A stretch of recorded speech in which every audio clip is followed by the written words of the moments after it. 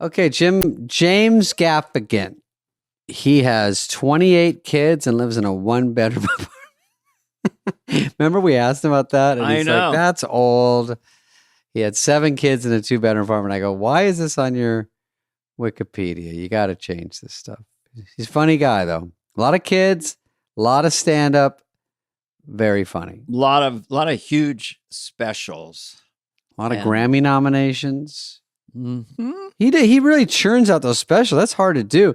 Dude, I'm going to tape one at the end of the year, I think. And I'm like, if I tape one and start from scratch, it's so hard. These guys that do it. It's so hard. Just call it David Spade Stories and just collect meter maids that hassled you. Or yeah, I mean, really, David Spade meandering. How about musings? That way they can't get mad. Yeah, I love anything that ends with, well, then they can't get mad. Yeah, smiles and nods. Who Just smiling. How about David Spade? Smile and nod along. No laughter, though. Just like... Here's the title of my new special. Dana Carvey is David Spade. Oh, that's not bad. You get double algo. Well, I do different makeup. I look like you, and I come out, I do it as you. I know. Everyone's like, are you guys the same person? Shut up. Hey, full disclosure. All right, Greg can cut this part. Back to who you're about to listen to. Jim Gaffigan is so funny, and he really breaks down how he does this. Breaks down is my favorite phrase.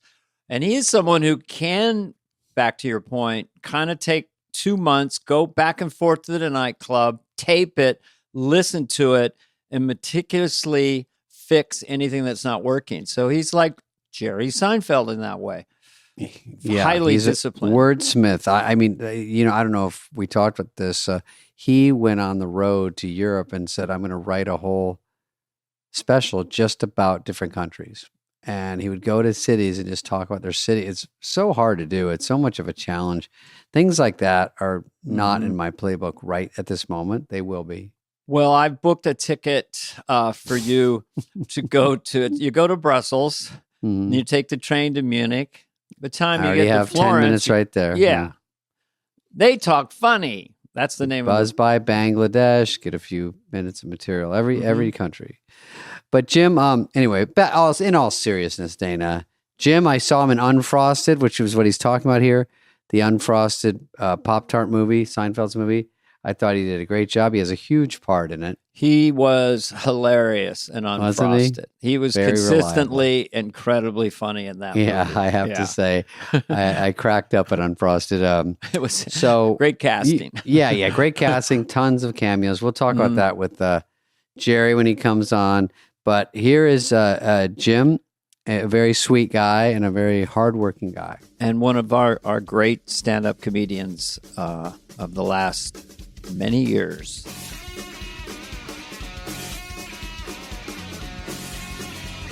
Hey, honey, Jim Gaffigan's on. Alert the house. The comedian. Oh, sorry. It's so. I hope your wife is excited as I am. You're excited. I am excited. You're excited. Are you on a podcast press tour right now? Remember in the olden days, you'd sit in a chair and like Channel 2 from Minneapolis. Yeah. But now it's just I think this is the only one I'm doing. I'm pretty sure. I love it. Because you guys are special. Well, isn't that? Because there are so many, right? Yeah. And you can get swallowed up by all of them. They suck. My only goal is for you, Jim, to not be bored on this podcast. Impossible. Because they can get really tedious if they're totally autobiographical.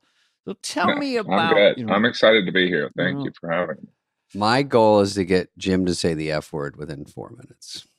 That's not going to fucking happen, buddy. Wait, that's great. Hey, wait a minute. Jim, it is. This leads me to a question. Go ahead, Jim. Yeah. Wait, what is so weird? Well, I mean, this might have been what David was going to, because, sometimes I'll be hanging out with comics and we'll be at some green room and they'll curse and they'll turn to me and they'll go, I'm so sorry for cursing in front of you. Like I'm some youth minister. And I'm like, just because I don't curse in my act. I mean, Dana, you don't curse, do you, in your act, really? A little bit, I'm telling Jesus. The guy who gets in my head sometimes is Jerry, because like him and Leno have these philosophies about stand-up. And Jerry's, one of his is like, if you can find a way to get the same laugh without the word fuck on certain punchlines. And there's bits I've tried all these different things and just never gets the same laugh. But that is kind of, I like if someone, like when I watch you, I don't think this is a clean comic. Never even occurred to me. Never even thought of it. Mm-hmm. It's just a guy doing funny shit. So I think swear words can be really abused and used, especially in nightclubs. I see young comedians, audiences boozed up. And if you just hit those all the time. So I don't even think about you as a clean comic, seriously, when I watch you, because I feel the bits are actually really sophisticated, because I know how hard it is to write line after line. You have that skill set or that discipline to, I'm going to talk about this thing for 5 minutes and rotate it, like Robert Klein, Seinfeld, Cosby, pre that. Jim Counterpoint. Oh, but is that still in your head at all? Like, he's the clean guy. He's like a minister. He has no edge. He doesn't say anything. Is that what kind of bugs you, or what? I mean, I didn't read that. But. No, I mean, it doesn't bother me. There probably was a couple of years ago where it was, I mean, it's just, if there's an article about you, that's the adjective that I would get when, comedians just want funny. You know what I mean? Like, that's the only thing you want, right? That's the only. Instead of leading with clean, they lead with. No, instead of leading with funny, they go, well, if you want to see him, he's definitely clean. You're like, well, we can jump to funny whenever you're ready. Yeah. Well, it's like, and family friendly is another backhanded compliment in a way. For that means county fair, kind of. Means the Muppet Show. A little bit. Yeah. Yeah, and it's the whole thing about clean. It's like we don't live in a society filled with so much cursing that people are like, I'm going to actually pay $30 to go hear someone not curse. Like, that would be a weird world. Amazing. He doesn't curse. Well, there's some money in, first of all, you're hilarious. And Dana, I will hit Jim up here and there. He's got more awards than Captain Kirk, in Star Trek. 6 Grammy Awards, 7 nominated for, voiceover. So you do have that massive awards as well. Thank you. That's very nice. I have 1 Emmy. Whoops. That's cool. It's not 6. Are you up for 6 Grammys? Is that possible? No, I was nominated, but for 6 Grammys. But that's great.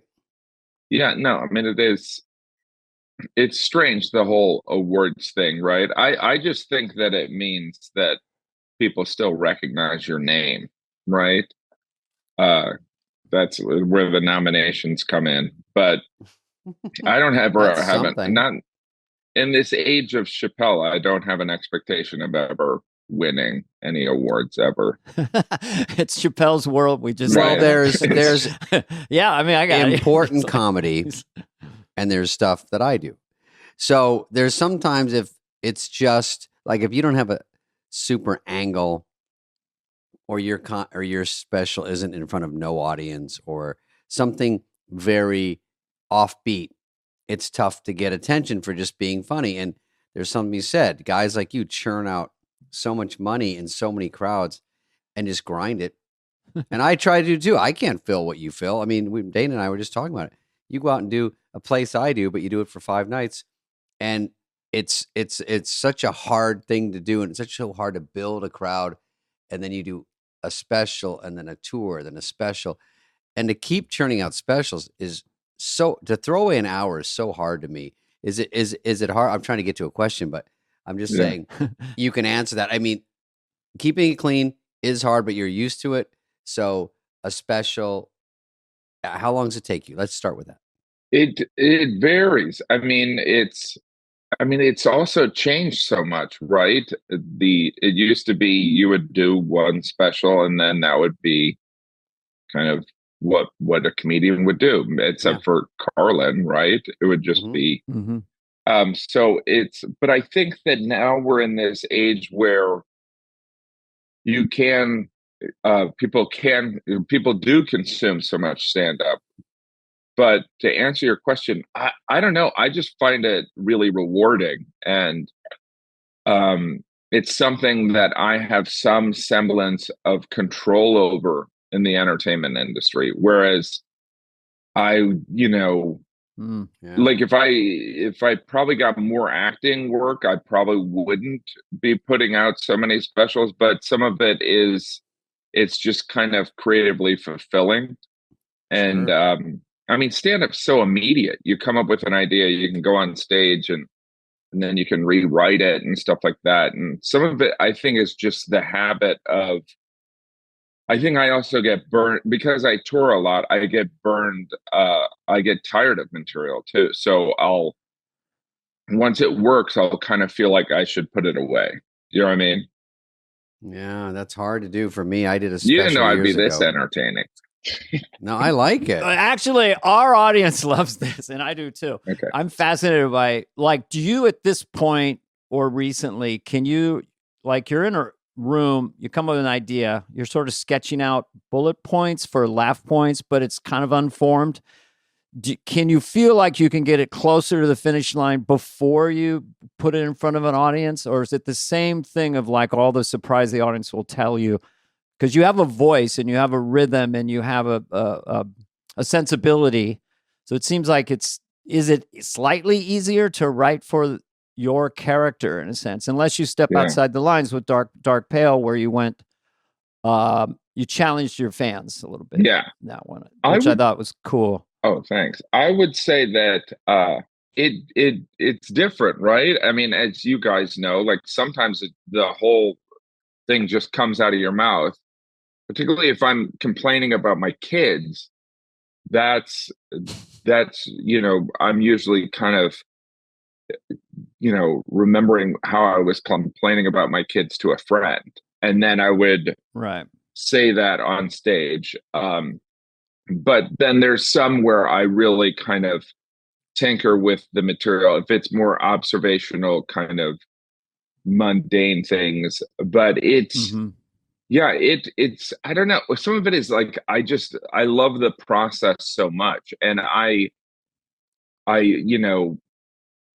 every stand-up has such a different way of going about it. Like I wish I was one of those guys that could just go on stage and talk about things that he feels about things, but I don't think that I talk normally in complete sentences. Like there's a lot of and stuff like that. So I have to write and rewrite and land with a noun as opposed to a verb, stuff like that. Right. Yeah. It's work to get a bit, to go from, you hear about songs that get written and they're like, this great song, one of the Beatles wrote in like 10 minutes. And then that's like jokes. You go, this thing actually has a beginning, middle, and end right now, right when I say it. It's fully formed. And like I have to tape it. I audio it when I go on stage, like if I'm here at the Comedy Store. Then I go home and I hate listening to it, but sometimes I transcribe it and I look through it and I go, I don't need that. I don't need that. And I circle that and I go, I need this. That's tighter. Then I try that. And then I go, how do I get out? Like sometimes I have good jokes and I can't get out. And so I leave them on the sidelines because I just can't find just a great ending. And it's all like you say, it's rewarding when you get it right and you figure out that Rubik's Cube and then you do a set and you go, I actually am up to another hour and it's working. And you feel like, fuck, I'm still kind of good. I mean, again, like movies, you do what they say, you go when they say, you wear what they say. And in stand-up, you just go, I have a new joke. I'm going to go try it tonight somewhere. Yes. Yeah. Can I ask both you guys? Yeah. Sorry, go. I just want to ask both you guys a question because I find, and other people find there's a self-loathing aspect to listening to yourself back. Sucks. And it's like, God, am I bad? And it's and it's painful. But the great comics do listen back because there's so much there. how do you do that? Both of you, do you kind of skip over? Okay, I know, I remember that section went pretty good. Now I'm in the section that felt bad. And then is it torturous at all, or is it just more forensic? Like, okay, that's interesting. That sucked because the setup, I didn't do it, whatever.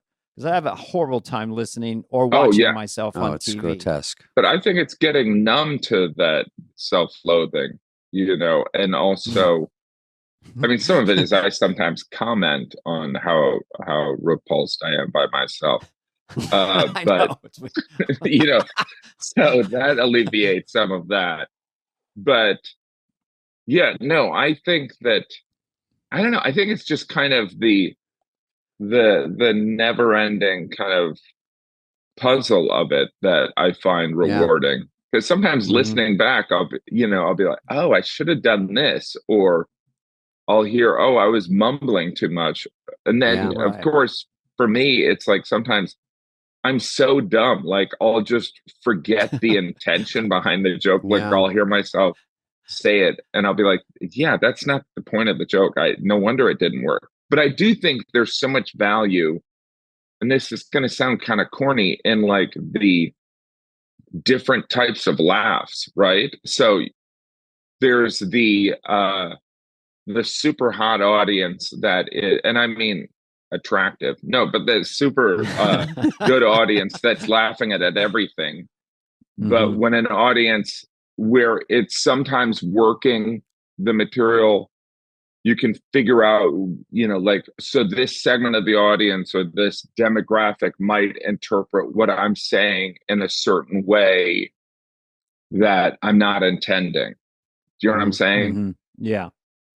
Yeah, I mean, do you guys ever encounter that? Like, I have this joke right now that I'm kind of working on, that where I talk about, um, putting a man on the moon, and how we're going to Mars, and it's like, we put a man on the moon 54 years ago, and we never did that since then because we never put a man on the moon.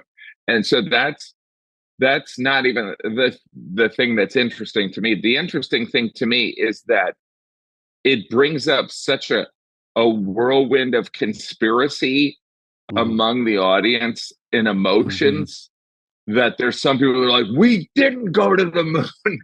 And I then know them. Yeah. and then there's some people that are like, it doesn't matter. And then some people just appreciate it for the observation that I'm making in the joke.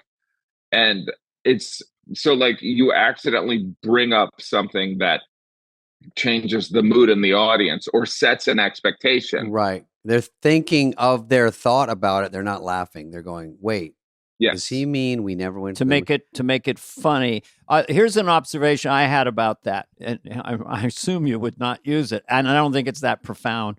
But when I meet people who say we didn't go to the moon, sincere college educated people, and I say, well, if we didn't go, if we faked it, that's a bigger accomplishment than actually Yeah. putting a man on the moon. It's Because Yeah. I've hung out with Buzz Aldrin. He's Brando. I flew Yeah. 5 hours on an airplane with him, so he's genius at how the thousands of people who kept this conspiracy together. But I don't know if there's funniness in them, their hills. But No, no. yeah. No, there is something about, and also there's something of, we can laugh at ourselves about it. It's kind of like the flat earthers. You know what I mean? Mm. There's people that sincerely believe that.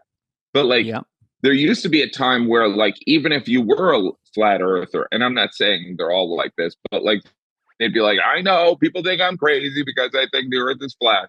But now today, people are like, are you saying that I'm crazy because I believe the earth is flat? Yeah, yeah. right. Yeah. Um, Well, the moon stuff is tough because most of my crowd doesn't even know we went to the moon or knew about it. And so that's another problem is you're doing premises. I talk about ET in my act because I talk about aliens. And just the fact that my crowd is mixed, they're either 4 to 8 years old or they're 8 to 12. So the older ones that's sort a of big range. How do you appeal to a 4-year-old and a 12-year-old? I see your know you dilemma. got to mix it up. And so ET, Mhm. like a lot of my audience knows it, so I can run with a joke. But if they don't know it, there's 4 minutes where I feel like they're checking out because they're trying to get it from the context, and they're not supposed to work that hard, I guess. I have a joke where I reference Shaka Khan, and I can see, I can see people in their 20s, very informed, socially aware people, and they have a look on their face. Shaka Khan, like, was Yeah. that somebody who was a leader of apartheid? Like, they have no idea who Shaka Khan, who, like, was such a brilliant performer that defined in many ways our generation. And a 23-year-old might not know who Shaka Khan is. They don't know they're singing it because they're going through they're in the crowd going, Shaka Khan, Shaka Khan, Shaka Khan. Looking around, you're like, yeah, that song. And they're like, no, that's it. But if you have I know you have a 20-minute bit based on Shaka Khan, which is great. It's like, I don't get the premise. So the next 19 minutes, I'm just going to sit here and wait this one out. That's the problem sometimes, because I think my references are so snappy, and everyone's like, you don't even know what you're talking about, dude. I've got a Trini Lopez chunk that I'm still working it. When you go to these clubs, I just curious, like, do you have go-to clubs in New York, or when you come in, do you go when it's like midnight, or how do you deal with, ladies and gentlemen, this next gentleman, you might know him, the rock star hype. You just you're kind of probably tired, and you got your note. He's coming. He always brings it. Jim Gaffigan. I like to perform at Gotham Comedy Club in New York, and some of that. I mean, it's a good one. This is talk about overthinking.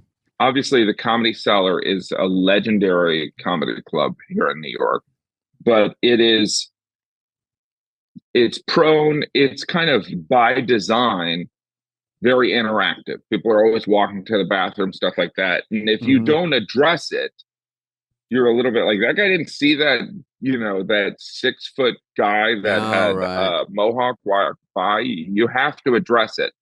Whereas at Gotham, and I think that Largo's a little bit like this in LA, deeper. You can do your show kind of self-contained. And I enjoy crowd work, and, some of my favorite people are always interacting with the audience, but I selfishly want to just do the material, you know what I mean? Right. And so, or work on the material, I should say. So that's where I like to go. I do that. When you mention something in the crowd, I've done this in theater shows. You mention one thing, and then it might get a laugh. Plus, it's always risky to leave your act. People don't know this. When you leave your safety of your act, you don't know if they're going to answer the right way, or you're going to come up with something. So I say something, and now they know that I know the crowd is moving. So when they move, they sort of make a point of it because they want me to say something. And now I've entered crowd work. You are now in crowd work. And I go, I don't want to do this. And people are waiting for me to talk and waiting. And then they yell. And I'm like, oh, I don't want to do that.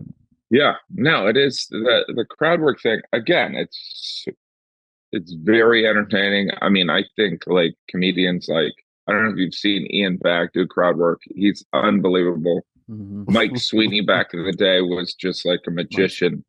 It's hard. It's really hard. And there's some people that are really good at it, and I'm kind of I think it's inefficient use of time. That's my thing. I look a little bit like a college coach here.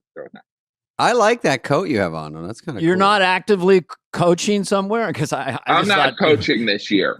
Your kids. Okay. You look more like an umpire than a coach, because you have a black hat with nothing on it. It's just black. Just for people who are fans or don't know this, but the alter ego voice is kind of unique. For someone who's as big as you, I don't know of anyone else who has that companion that's so integral, and really the conceit of it is brilliant, because obviously you're always letting everyone in on there's no elephant in the room. You completely pop the bubble. So I don't know how that evolved, but when you came onto that and it started working, you must have been pretty like, whoa, I got a whole other world of comedy now that you can improvise with sometimes, right? You don't always know what it's going to say. Yeah.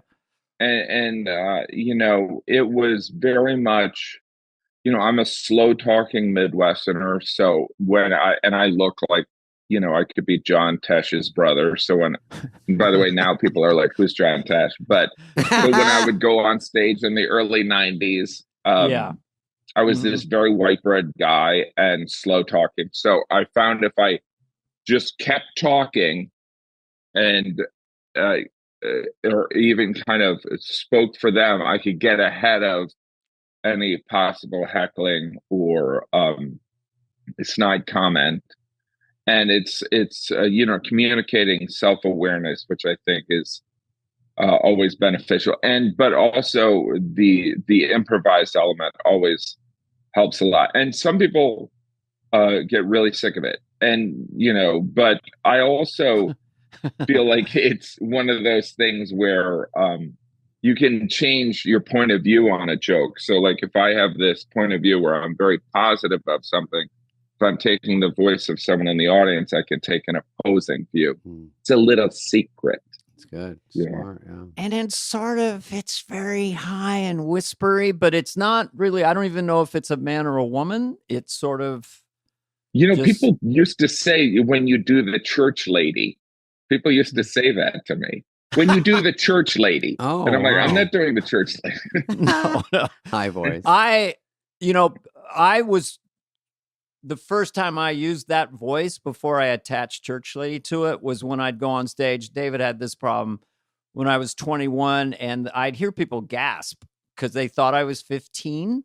This is before life beat me up, but I really look young. And so I would go, wow. Apparently we let little children onto the stage. Oh, yeah. So that was, but then it became the character. But they're very different in rhythm and in intent. That's just funny how people connect things like that. And some of it is, I remember, I used to do these characters like in the early 90s when there was downtown, everyone's doing characters. Danny Hawk does characters. There's every 5 years, there's somebody doing characters, Bogosian did his characters. And so I was doing characters, and one of the characters was someone that just went up there and complained. And some of it was a little bit inspired by my oldest sister, who was always kind of, I think it's neat. Like if a joke didn't go over, I'd say, my sister Kathy would love this. I think it's neat. No one's laughing. I think Jimmy's really getting too big for his britches. And so there was some of that. And it was very much, it was weird because it was inconsistent, because when it would work great. But if it didn't work, the audience would be like, this guy is just mentally ill. Yeah. You know what I mean? Now, what did we find out? Were you too big for your britches, or was she onto something? I was. I still am too big for my britches. Did you do what does that mean? I don't know. I read you did small. You did impression. Yeah. That's all. I don't know where figures of speech come from. There's 20 minutes right there. I used to do Norm, our sweet Norm McDonald.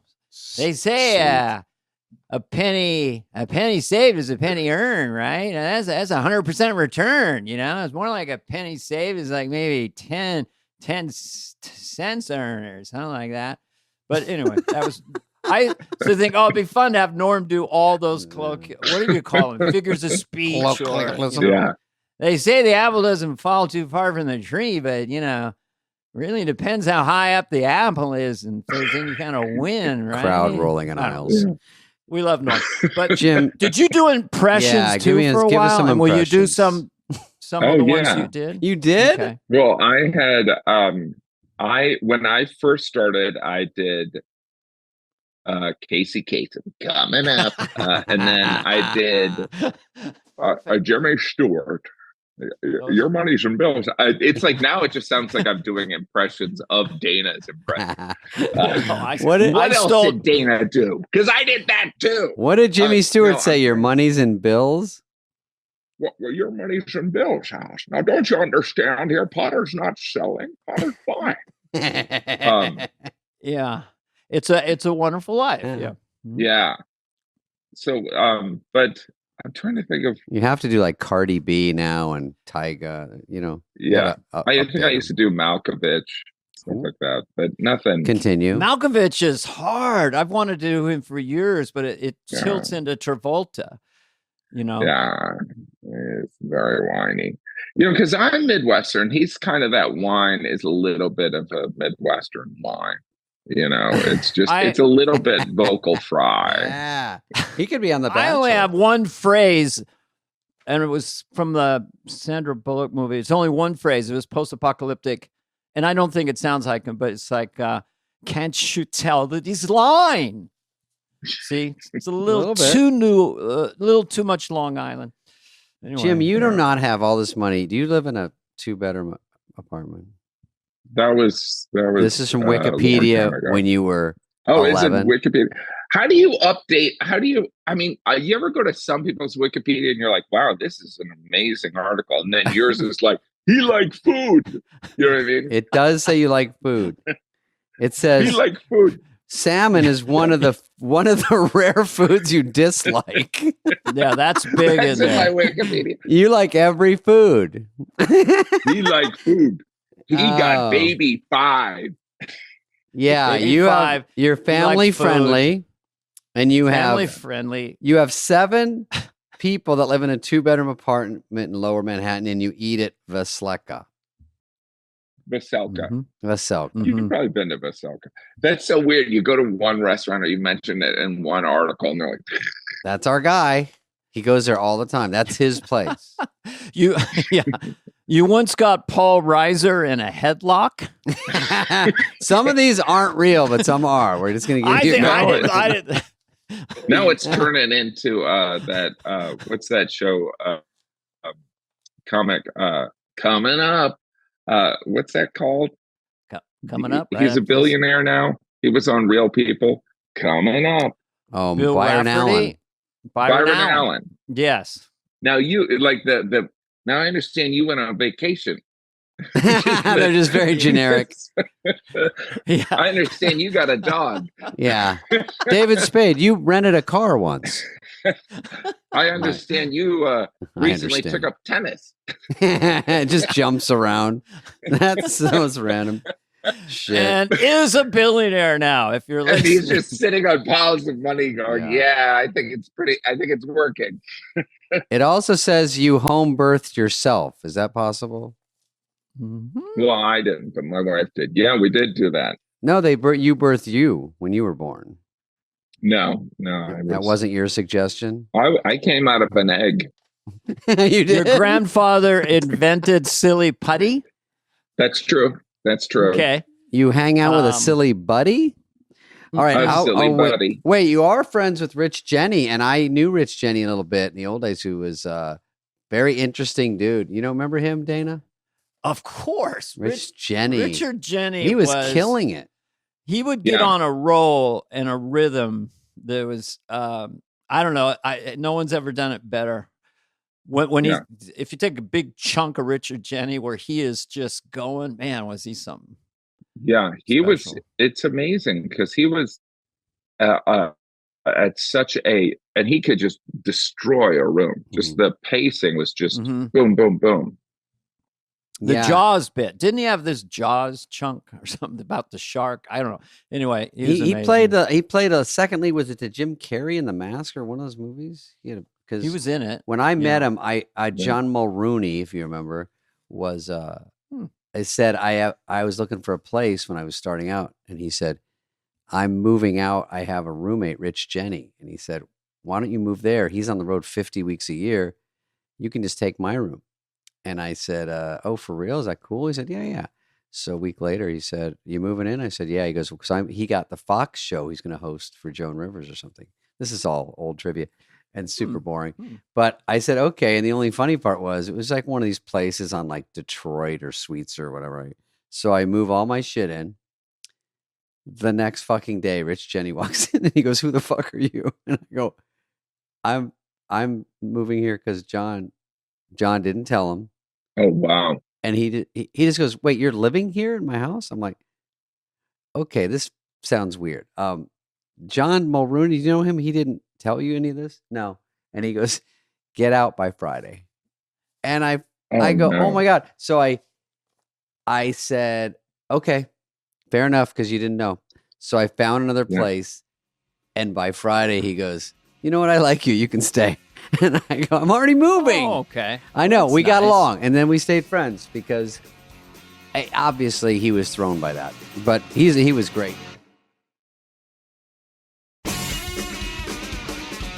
Speaking of great stand-ups, I want to know if this is true. Wikipedia page. Jim, favorite stand-up, the best stand-up of all time is Richard Pryor to you, Yeah. or is that made up? Okay. No, I think that's pretty true. If you and I would never disagree with that. If you look at Long Beach, You can't fight it. just Yeah. that special, because he operated on so many levels. Like, he was an actor, he's a sketch player, and he'd do the character, "Hey, come here, kid," and then he'd also just have brilliant things to say. The interesting thing about that special, for people who want to check it out, is that there was an opening act, and the crowd had not even come back into the theater, and he just comes out and starts his act. It was the coolest way to ever start a special. But anyway, and that was his special. Yeah. And I think he was opening for Patti LaBelle. That was it. Yeah. So you speak about him. I don't wait. His special was opening for someone. Yeah, that's awesome. In Long Beach, and it starts out kind of slow, and then it just builds to all this, whatever you call Richard Pryor-ism. Did you ever meet him, or did you? No, I never met him. What makes you say that? I mean, what's your take on him as a stand-up? I think some of it is I think that he had this unique ability to,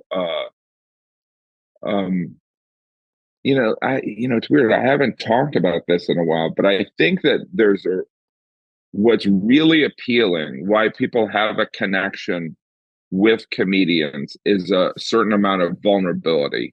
Like the contrast of the confidence and vulnerability.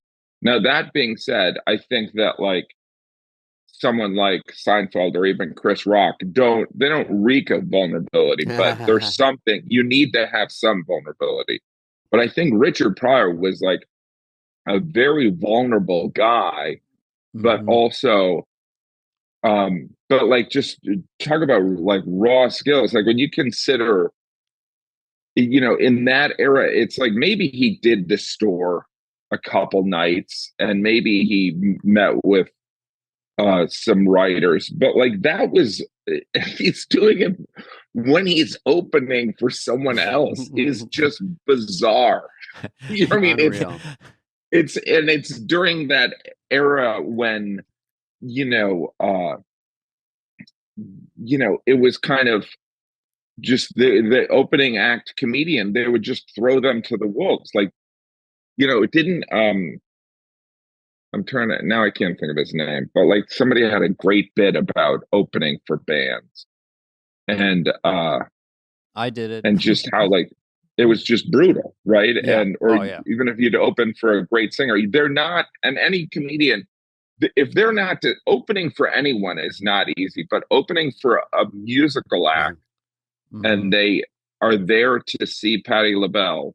Like, I remember I opened once for Wayne Brady at a theater thing, and a guy just yelled, he goes, "When's Wayne coming out?" He kept saying that every 5 minutes, and I'm like, he's coming, he's coming. He goes, "Where's Wayne at? Where's Wayne at?" Where's Wayne at? And that was like in 97, you know what I mean, or 98. I opened for Suzanne Summers at Caesar's Palace Tahoe. That's a classic example of a comedian that doesn't fit really, and wasn't that good. And I proved it.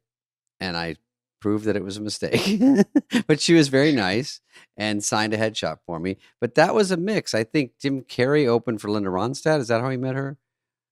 And then he toured with her. Is that true? Maybe I'm making this up to sound interesting. But I have to ask you about Pop-Tarts movie, because now I'm riveted by this movie. Sure. You are in it. And you... well, actually, you tell me about the movie. I just love that there's all these people in it, and I want to hear about the table read. It all sounds cool. The trailer looks really it looks very fun. cool. It's colorful, and so go ahead, talk. Yeah, really Wonka or something. Called Unfrosted: The True Story of Pop-Tart. Yeah, it's the true made up story of the invention of Pop Tarts. And it's, Jerry had this bit on the impact of Pop Tarts on his life and how it was, Mm-hmm. you know, Yes, I remember he worked on that for years, right? yeah. To perfect it. Yeah. And so he and some people during the lockdown wrote this script over Zoom. He was in New York and they were in LA, and that's what, when everyone else was making bread, they were writing Mm-hmm. a script. Mm. And but the script is a fictionalized account, and it's pretty absurd and funny, but it also utilizes a lot of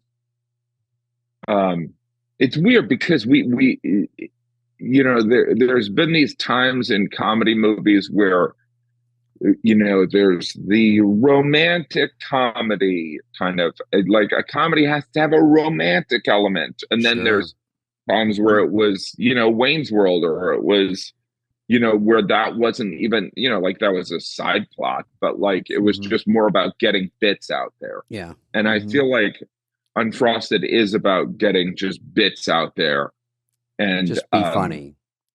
just Enough be of funny. Jerry falls for the mayor's daughter or whatever, which maybe he does. Don't give it away. And so that's some of, but it's also a lot of silly references to his childhood, our childhood, that are kind of just it's very much like Jerry is very he's very kind of meticulous and stuff. So, and we would shoot it, and you'd shoot the scene, and then similar to like probably how they did Seinfeld, because these were all guys from Seinfeld. Then they'd rewrite the whole scene, and there's part of you that's like, wow. well, all right, wasn't that good? And but it was great, and it was interesting to see kind of the because I was never on the TV show Seinfeld, to witness some of that craftsmanship Sure. in action. And yeah, it's just like, but it's there's also something about this, almost goes back to stand-up comedians. Like, stand-up comedians, we go on stage alone with a microphone, and so we have this absolute control. And so and I don't know if Adam Sandler's like this or whatever, but like then they get on a set and they're kind of like, all right, you're going to say it like this, you're going to say it like this. And that's not necessarily bad, but because they have the heart of a comedian, they're like, this is how it's going to happen. Whereas like in an indie film, you're like, well, the moment of the scene informed me to do something else. Whereas with a comedy, it's like, we got to get these bits right, and we have to service the humor of this, which was it was really interesting to do that, and also make them look thrown away and not thought out, but thought out, like an act, like where you're just going through your act and blah, and people like, you just make that shit up. You're like, I wish I've been working on this. Yeah. Jim, I'm just curious, like Jerry as a director, it's the first time he's directing. Oh, he directed and I know it. That's right. Okay. He's like, because of Seinfeld, it's like a group, but Jerry is the official director. So between takes or after the rewrite, do you see Jerry laugh? Because Jerry's a good audience. Like, he really likes to laugh. It up, yeah. And then he comes into you, and how does he decide to adjust it? Does he give you an example? Does he tell you intellectually why? Or does he say, I like what you do there, speed that up? Or how does he direct you? If you can. It's very much, he is, well, I would say, this might have been his first time directing, but we also know that kind of directing. Sitcoms are, you don't need to be very much the writer's medium, right? Yeah. And so the showrunner, there's a director on sitcoms, but in a lot of ways, the head writer, or even the star, creator, like maybe I'm just shooting me. You'd be like, look, I'm going to do it this way. It's probably, let's at least try. Yeah, this. I ran a tight ship over there. Yeah, so there's certain, but like I would say with Jerry, he was definitely open. The funniest idea always won, but yeah. What I thought was most telling, which didn't surprise me, but is the the relentlessness to find the funniest bit in the individual scenes. And so, and there's also, and I imagine that's how he approaches editing too, because when you think of like comedians in cars, it's really just two comedians talking, right? For And 4 how hours. he makes that, how he makes that into a show is in post. And, obviously the editor will add a lot of value, but some of it is, I think Jerry really knows his point of view. And I kind of, what I really appreciate about like Seinfeld or Chris Rock is their core beliefs about their comedy, or their beliefs in comedy. They're set in stone. Whereas I think most logical people will be like, is this funny? You know what I mean? Like, that's not to say that Jerry or Chris wouldn't say, oh, I thought that was going to be funny. It's not going to be funny.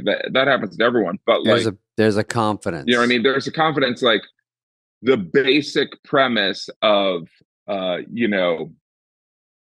of their kind of philosophy on comedy is unshakable. So like Jerry's like somebody who doesn't engage in, like comedians, we love to complain or gossip, and Jerry's just like, no, I don't do that. And so it's kind of, it's true. Yeah. So, he's very Zen in some ways. Yeah. So like, I'll give him shit. I'm like, because you're a robot, because you don't have emotions, and I'll give him shit on that. But like, some of it is really inspiring. And so he doesn't get caught up by emotional distraction. And I even see that, like, I remember one time at the store, I saw Chris Rock go up, and this was probably 15 years ago. What's up? And he did like 10 minutes, and he probably got laughs the last 2 minutes. I would have been a puddle on the floor, just shaking. He just walked off and he's like, hey, how you doing? It's like, there is something about that conviction around your beliefs, or the belief in your process that they both have, that is really impressive. I like being around a group of comedians, and in Saturday Night Live, you get comedy writers. And normally when the frequency is pretty narrow as to what's funny, like everyone's kind of jiving in on a script, seems like most of the time, everyone, when the right idea came up, oh yeah, we're doing that. Yeah. And everyone would agree. Table rewrites on sketches. Comedians have instinct. They've been around a long time. And so normally it's like, oh yeah, we got it. So that you probably had that esprit de corps on Pop-Tarts. Now it's going to be, where is it? Is it in theaters or it's on Netflix, right? Netflix. How do you get Netflix? What's that about? No, Netflix anyway. is this new streaming platform. When does it start? It's run by Ted Sarandos. I think it's May 3rd. Okay. And I can't do May 3rd. I can watch it on the 9th. You can, you know what? You can, there's this thing, I won't be there opening night. Okay. You can download it and watch it on a plane. How is Kyle Dunnigan? Did you see him over there? Were you working with these guys? Or? Oh my gosh, Kyle Dunnigan! I think he plays like 3 parts in the movie. Does he play Carson? He's so brilliant. He's he plays hysterical. Carson. He plays Cronkite, Walter Cronkite, and I think someone else. I saw Bill Burr as JFK is very funny. Is that what it is? He's got a hairpiece on. You're like, hey, that's a pretty good JFK. And then you realize it's Bill Burr. This movie has a big curiosity factor too, because there's a lot of good people in it. Melissa what do you McCarthy. do in it, by the way? I play, I'm Edsel Kellogg. I play the guy who Jerry works for me. I'm kind of a Nepo baby within the Kellogg family. And when we were going through, because, I obsess on things. So there'd be table reads and I would do research on the Kellogg's family. And I'd be like, because, it's crazy. Some of the Kellogg's, the starting idea, they created this cereal so people would stop masturbating. It's like bananas, right? I did not know and that. I would bring that up to Jerry and Spike, and they'd be like, yeah, we're not bringing that up. We're gonna, you know what I mean? So we're going for the funny here. We don't need your kink brought into this, Jim. So This is where is it Spike Firestein? yeah. Yeah. Okay, great. They So- worked together. Oh, yeah. Nazi Soup Kitchen, I think it was Spike or whatever. But yeah. So also, we were told, which I think is a great name, Father Time. I was going to ask you about Father yeah. Time. Precious batch Kentucky straight bourbon whiskey. Yeah. Jim, you're involved. Explain the name of the bourbon and how you came about. I think it's this. Father Time. Father Time. Did I say something else? No, there's Father Time and there's Father. No, so it's Father Time. It's Father Time. Yeah, but it's Father Time. Father Time. So you get it's both. Yeah. I thought there weren't enough people in the entertainment industry with their own alcohol. Yep. So that's why I did it. No, the story behind it.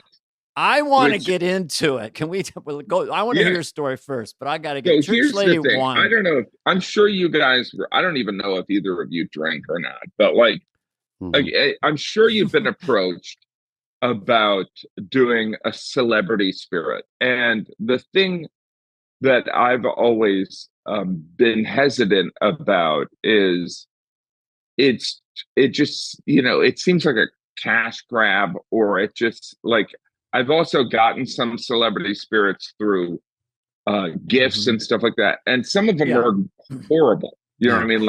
I won't bring up, but somebody, I was like, wow, this is, I'm not like a booze expert, but this is bad, whatever it was. And so I've been approached a couple times, and I was very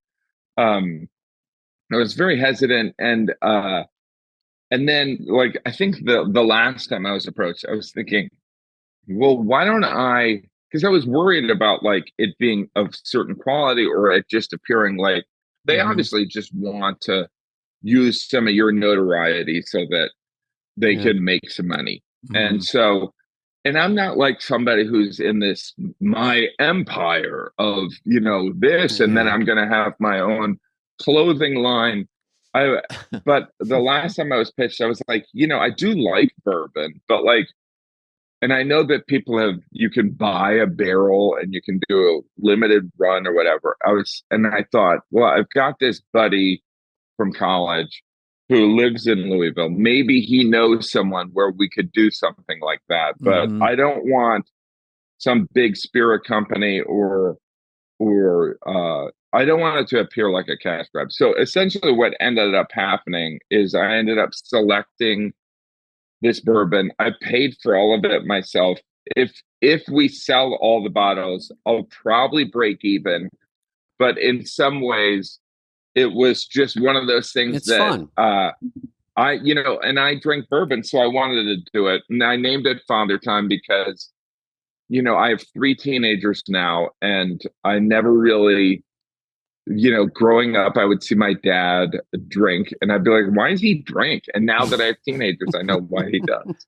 I got it. Of course. So, you know what I mean? It's so it's weird. It's kind of, again, it's also a creative outlet for me, and I don't think that I'll it's not going to make me money, and it's not going to be in stores or anything like that. It's just one of those things that I knew that I could do some hopefully humorous social media posts and get through this limited supply of bottles. Right. But it is more complicated than I thought. You're like, people, I'm not even selling it, and you can't even drink it. But other than that, it's very limited. Let me ask you a it's question. only at your house.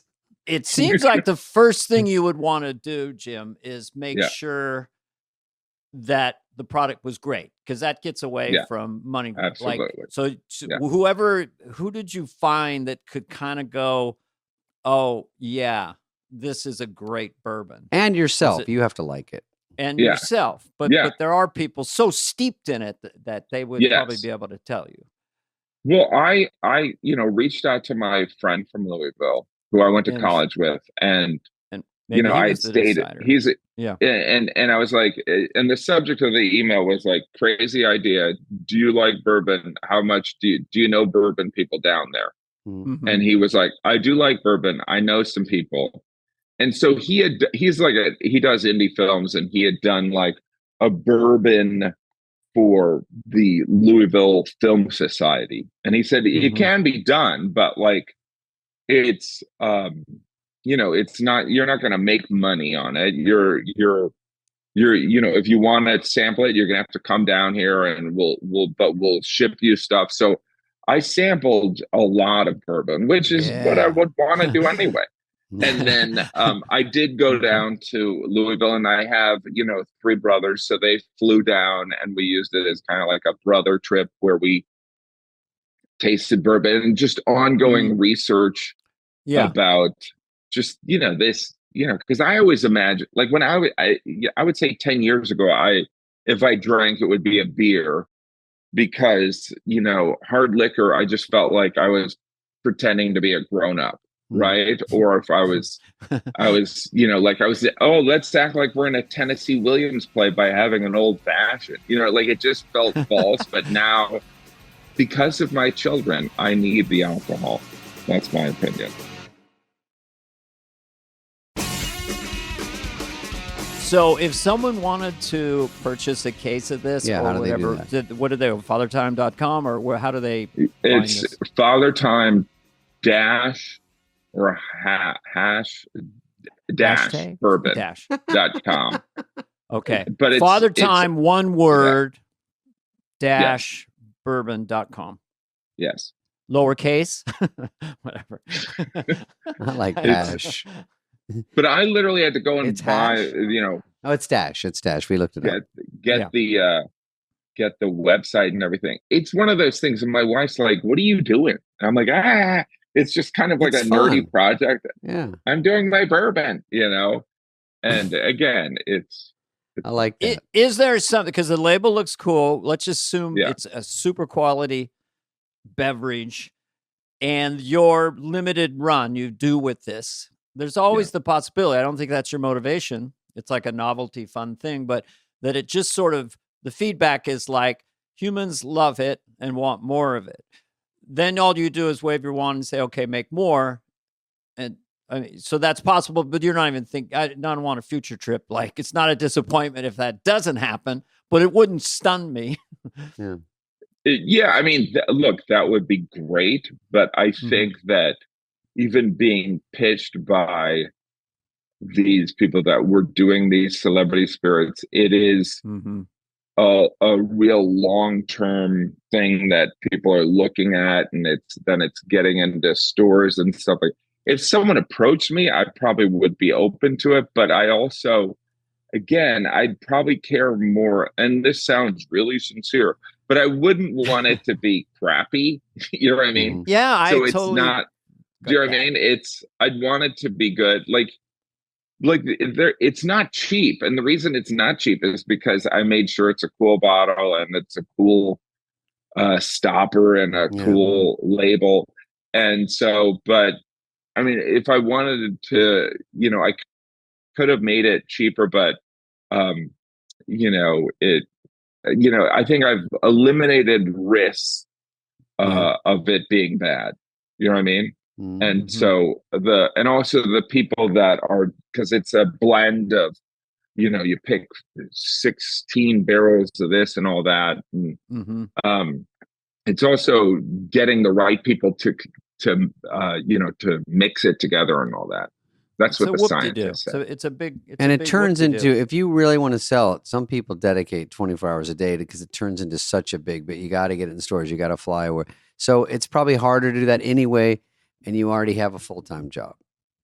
Yeah. And by the way, we all know so many people that have, that's why I'm kind of like, yeah, if it came up, maybe, but like, I know people that have done it through the spirit companies, and it doesn't go anywhere anyway. So I'm like, this is just kind of for me, and I'll send you, I think I already have, David, I don't know if you drink, but I was going to, but I'd love to send you one. He drinks.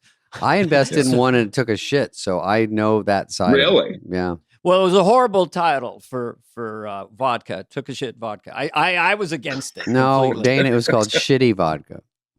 Shitty vodka. See, that's Yeah, It just, that's I thought it was, I impressive. say thought everyone Joe would get Dirt, it. Joe Dirt whiskey. Oh, Joe Dirt. Was there a Church- Joe Dirt whiskey? No, it should. No, but there should be Church Lady Chardonnay, sinfully delicious. Good night.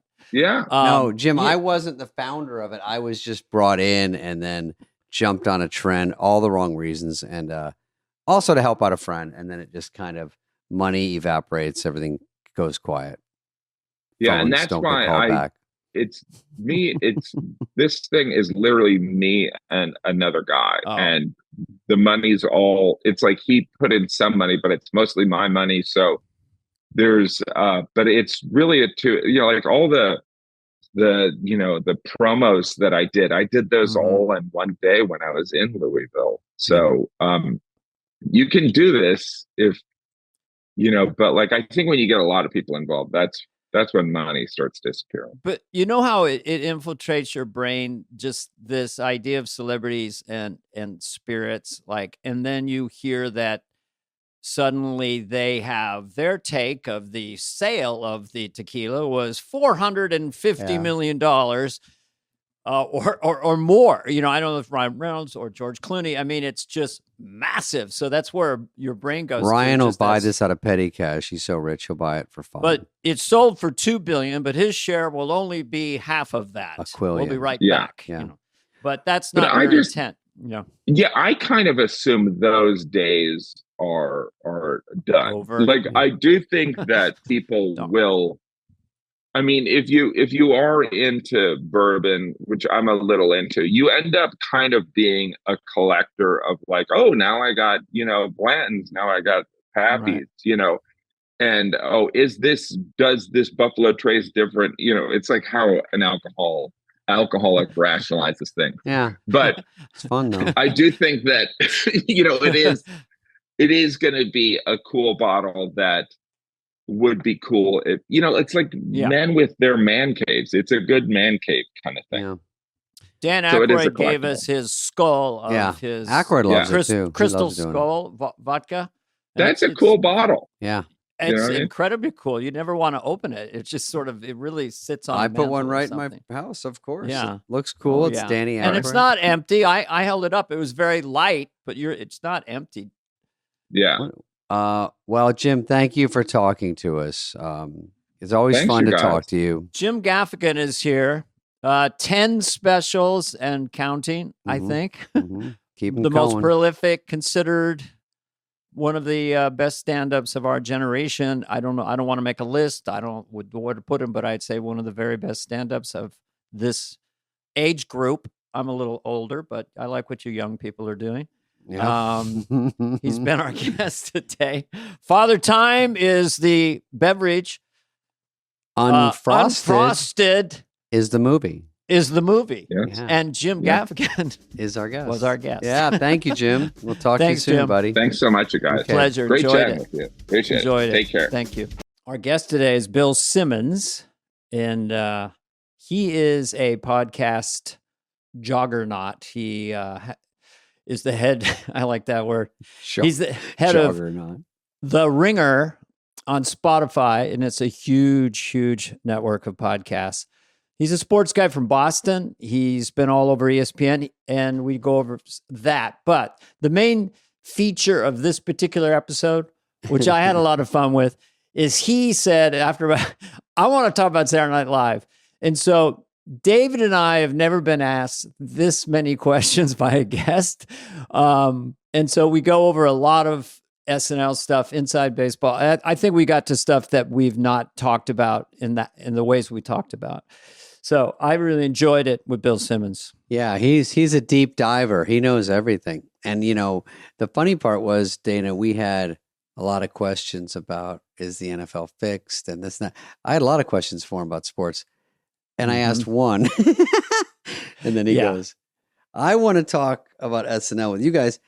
And I'm like, well, it wasn't really interviewing us, so he just talked about different favorite things, and we got some backstory on him. Yeah, he's a very interesting Cool. character. He'll talk about anything. The financing in podcasting, movies that he's a fanatic about, and gambling, sports gambling, sports. He talks about the Super Bowl. and just a lot of SNL. He is maybe, I'd have to say, is he the biggest fan of just SNL that we may have ever interviewed. So that's interesting in itself. He knew more than anyone. And we did a pretty long one. He could have gone on, I think, much longer, but we both had to use the bathroom. So we turned out, but he was great. All right, here he is, Bill Simmons. This is my setup. This is where I do my pod. So I got all my stuff behind me, so it looks like I'm in this big. And then if you zoom out, it's just like this little weird corner of stuff, and then nothing else looks like that in the room. Fake busy corner. Yeah, fake busy corner. Yeah. I'm in an abandoned motel near Bakersfield, and Dana was taken. I put do not he's disturb. Brie Larson in Room. I'm a minimalist. Good one. Everyone's knock and give me food. I'm a minimalist. What can I say? God, no shit. So should we? So wait, I have to ask Bill first. There's no way. What did you have to do with 30 for 30? I just saw this. I created it. I came up with the idea. That's I sent huge, the memo, dude. And then for like a year and a half, me and my friend Connor's show like basically came up with every angle of it and got it sold. That's in my notes. Yeah. Yeah. I don't want to talk about me though. I want to talk SNL. No. Let's see. We don't need to talk about me. I know. Okay. No, you're boring. I understand. Yeah, everybody knows you. Okay, top best athlete. I'm trying to do a mashup of Bill Simmons. Best athlete host on SNL. Oh, wow. That's a tough one. Does The Rock count? What's The Rock on? He's an athlete. Well, he's a movie star, but Yeah, no, he's an athlete. The Rock was really good. I mean, he did the Rock Obama on it, which I thought was one of the better Obama, presidential that's funny. sketches they did in the last 20 years. Yes, that was funny. The Rock is good. Yeah, there's Peyton Manning. Back in my day, Joe Montana with Walter Payton. Yeah, but I mean, Montana was in one of the iconic sketches of the late 80s, that I'm going to go upstairs and masturbate, which was nobody could believe he did that back in the day. It was like, oh my God, Joe Montana said masturbate. And you know what? Fun fact, talk about how competitive Joe Montana is.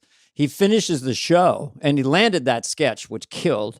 Yeah. And then he can't come out of his dressing room, almost like a boxer. He feels he didn't do very well. And Joe, can you go talk to him? He just can't come out. You know, it's just funny. Jesus. John Madden was good too. It was before your time, but he came in right as he was taken off from CBS, and it was during the Eddie era. Yeah. They built the whole show around him, and he was pretty good with that. I want to say OJ hosted in the first 5 years, and thank God he didn't kill anybody. Oh, he killed. So he literally killed. I had to say it. I know it's not funny, but I had to say it. Charles Barkley during David's era. He was good. I just missed him. Oh, yeah. Yeah, sometimes he was it's tough. Hey, did Joe Montana have any problem with that joke, Dana? No, I don't think so. His inner monologue was, I'll be upstairs masturbating. Yeah. Yeah. There was a charm when athletes come on or non-professional actors. There's a sort of kind of stilted charm to them, you know. Right. I find that that's a big part of the show, is having movie stars, non-comedians try to do an hour and a half of a live sketch. It's a ridiculous task. So it's a great reality show.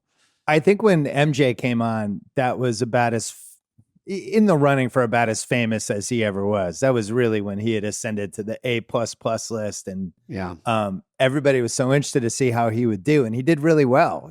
But it just felt like a moment when he was on. That changed 8H. Everybody was flipped out. So he was Michael Jordan at that time, and he was. It's a real interesting part of being a cast member, being behind the slats with Michael Jordan, and we're about to go and do the sketch, and it's live, and he's not in his element. He's kind of looking at his script, and I said, just look at the card. Don't worry about it. Christopher Walken does it. Just look at the card if you have to. Well, and they're so used to coming through in pressure that eventually you come out and the adrenaline is running, and it's basically no different than if they have a big game or something like that. When I got to know Seth Meyers and Hader and those guys in the late 2000s, they popped on my pod. I was always so interested in the mechanics of the person coming on who hosted, who fit in right away, what actor, actress, comedian, who just kind of got the show and could have been like a surrogate cast member versus somebody who came in and was just kind of their head spinning the whole week. And then certain people would come in And you guys that were on the show would be like, oh, this isn't easy. This person gets it. This guy or this girl could actually be on the show full time. Well, I'd be curious what those guys said off the top of my head. Like John Goodman was like a cat. He was just good at everything. Tom Hanks, of course. Tom Hanks was a great one. Yeah. Completely committed. By the way, I want to just for a second check your memory. What was the hit sketch, kind of objectively, for Michael Jordan's episode? Wasn't it the Stuart Smalley? Yes. Yeah, and then there was a naked thing. I mean, I'm top percentile SNL fan that has ever been on this show, including all the people who have been on it. You're just not gonna. I grew up with the show. I was an only child. I remember every single season, everything that happened. I'm gonna have an answer for every question you have. I now put you. I knew you were a fan and a sports fan, but now I put you in context. So now you're one of those people, which is great. There's not that many of them that are comprehensively dug into that show. So should we try to see if we can stump him? Here's the thing. I told Spade this when we did a podcast. Like, I was born in 1969. That's literally the perfect year to grow up at the show, because I was 6 when the show premiered. I wasn't able to watch it till I was maybe 8 or 9. They started running the half-hour kind of highlight shows on NBC. That would be like 9 o'clock, 9:30, whenever that was on. And that's how Belushi was my first guy. I'm like, who is this? I'm like 8. I'm like, how does this person exist? Started watching those. They finally let me stay up late for the 5th season, my parents. And then I was all the way through. Eddie, when you came on, when Spade, like the height of the 90s and all that, then Hartman, Farrell coming back and basically saving the show, and it felt like it was in trouble. I've been there for every piece of it. Wow. Did you ever entertain going into the business of what we're in? So ironically, I did. I was in the mid 90s. I was writing for the Boston Herald and I really wanted a sports column in the high school newspapers. And it's like, I have no chance. This is never happening. And I lived with a guy who I'd done a lot of comedy stuff with just for fun. And we knew this guy named Bill Lawrence, who I think he's a producer. He was at the time he was on the show Friends, and he had an SNL connection. And it was the year when everything blew up, when the New York Magazine, when they wrote that piece, and it was when they were coming in and they're blowing up the show, summer of 95, maybe. Yeah. And we did this whole packet, and we sent in, 20 pages of stuff. Now I learned later, like, there's no way anybody even saw it, but we sent it in. We're like, this is it. This is our big break. And it never happened. But you mean without an agent or something, just sending in a packet? No, but we had like, a guy knows a guy. I was one of those, but you don't know any better. I was living in Boston. We're not supposed to, we're not supposed to read them. When we were on the show, we were talking yesterday about how we had mailboxes, there wasn't email. So Dana's was always full. And then, and Mike Myers, and then everyone else's started getting full. But if people sent packets, which a lot of people would send us scripts and stuff, and to this day, if you read, they can sue you. So you really can't even read it in case you don't like it. But 3 years later, there's a sketch like that on the show. It's very easy to think of something. We didn't know that in Boston. We're just like, this is it. They're going to hire us. We'll be able to come in. We'll be hanging with Sandler. And it did not happen. Better keep my summer free so I can go in there and prep when they call right away. What was your first sketch that was the top of that 20-page pile? What was it? What was the topic of it? It was a big Friends parody. It was the first year of Friends, and we did a long. You probably saw it in the pile. No, it was a big. Pile. And I told Lauren, it's not happening. It's all right. He'll do fine. I remember we had another one about Jesus coming back and like signing with Nike and doing this whole, and we were like, really, this is so edgy. This is going to be great. Now if I read it now, I'd want to kill myself. Well, yeah, but sometimes stuff was funny anyway back then. When I even look back at sketches that are like clanking, it seemed to work then.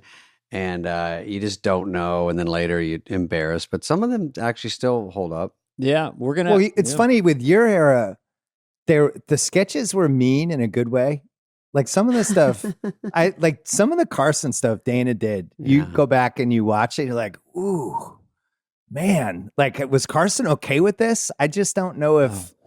Stuff's not mean in the same way, especially SNL, which is way more celebrity friendly than I think it was. But back then it was like Rob Lowe did that, the Arsenio Beckman, whatever that one was, like the Arsenio parrot. It's like, man, this is kind of mean. Yeah. But it was good. That's what we all grew up with. That was what made us laugh. I don't know if there's a better way to put it, but if there's an elephant in the room or what you're not supposed to say or what you're observing, you just need to tease that out. That's why it's funny, Yeah. And then it can be construed as mean or not mean. But Johnny was fine with it. He actually liked Carsenio.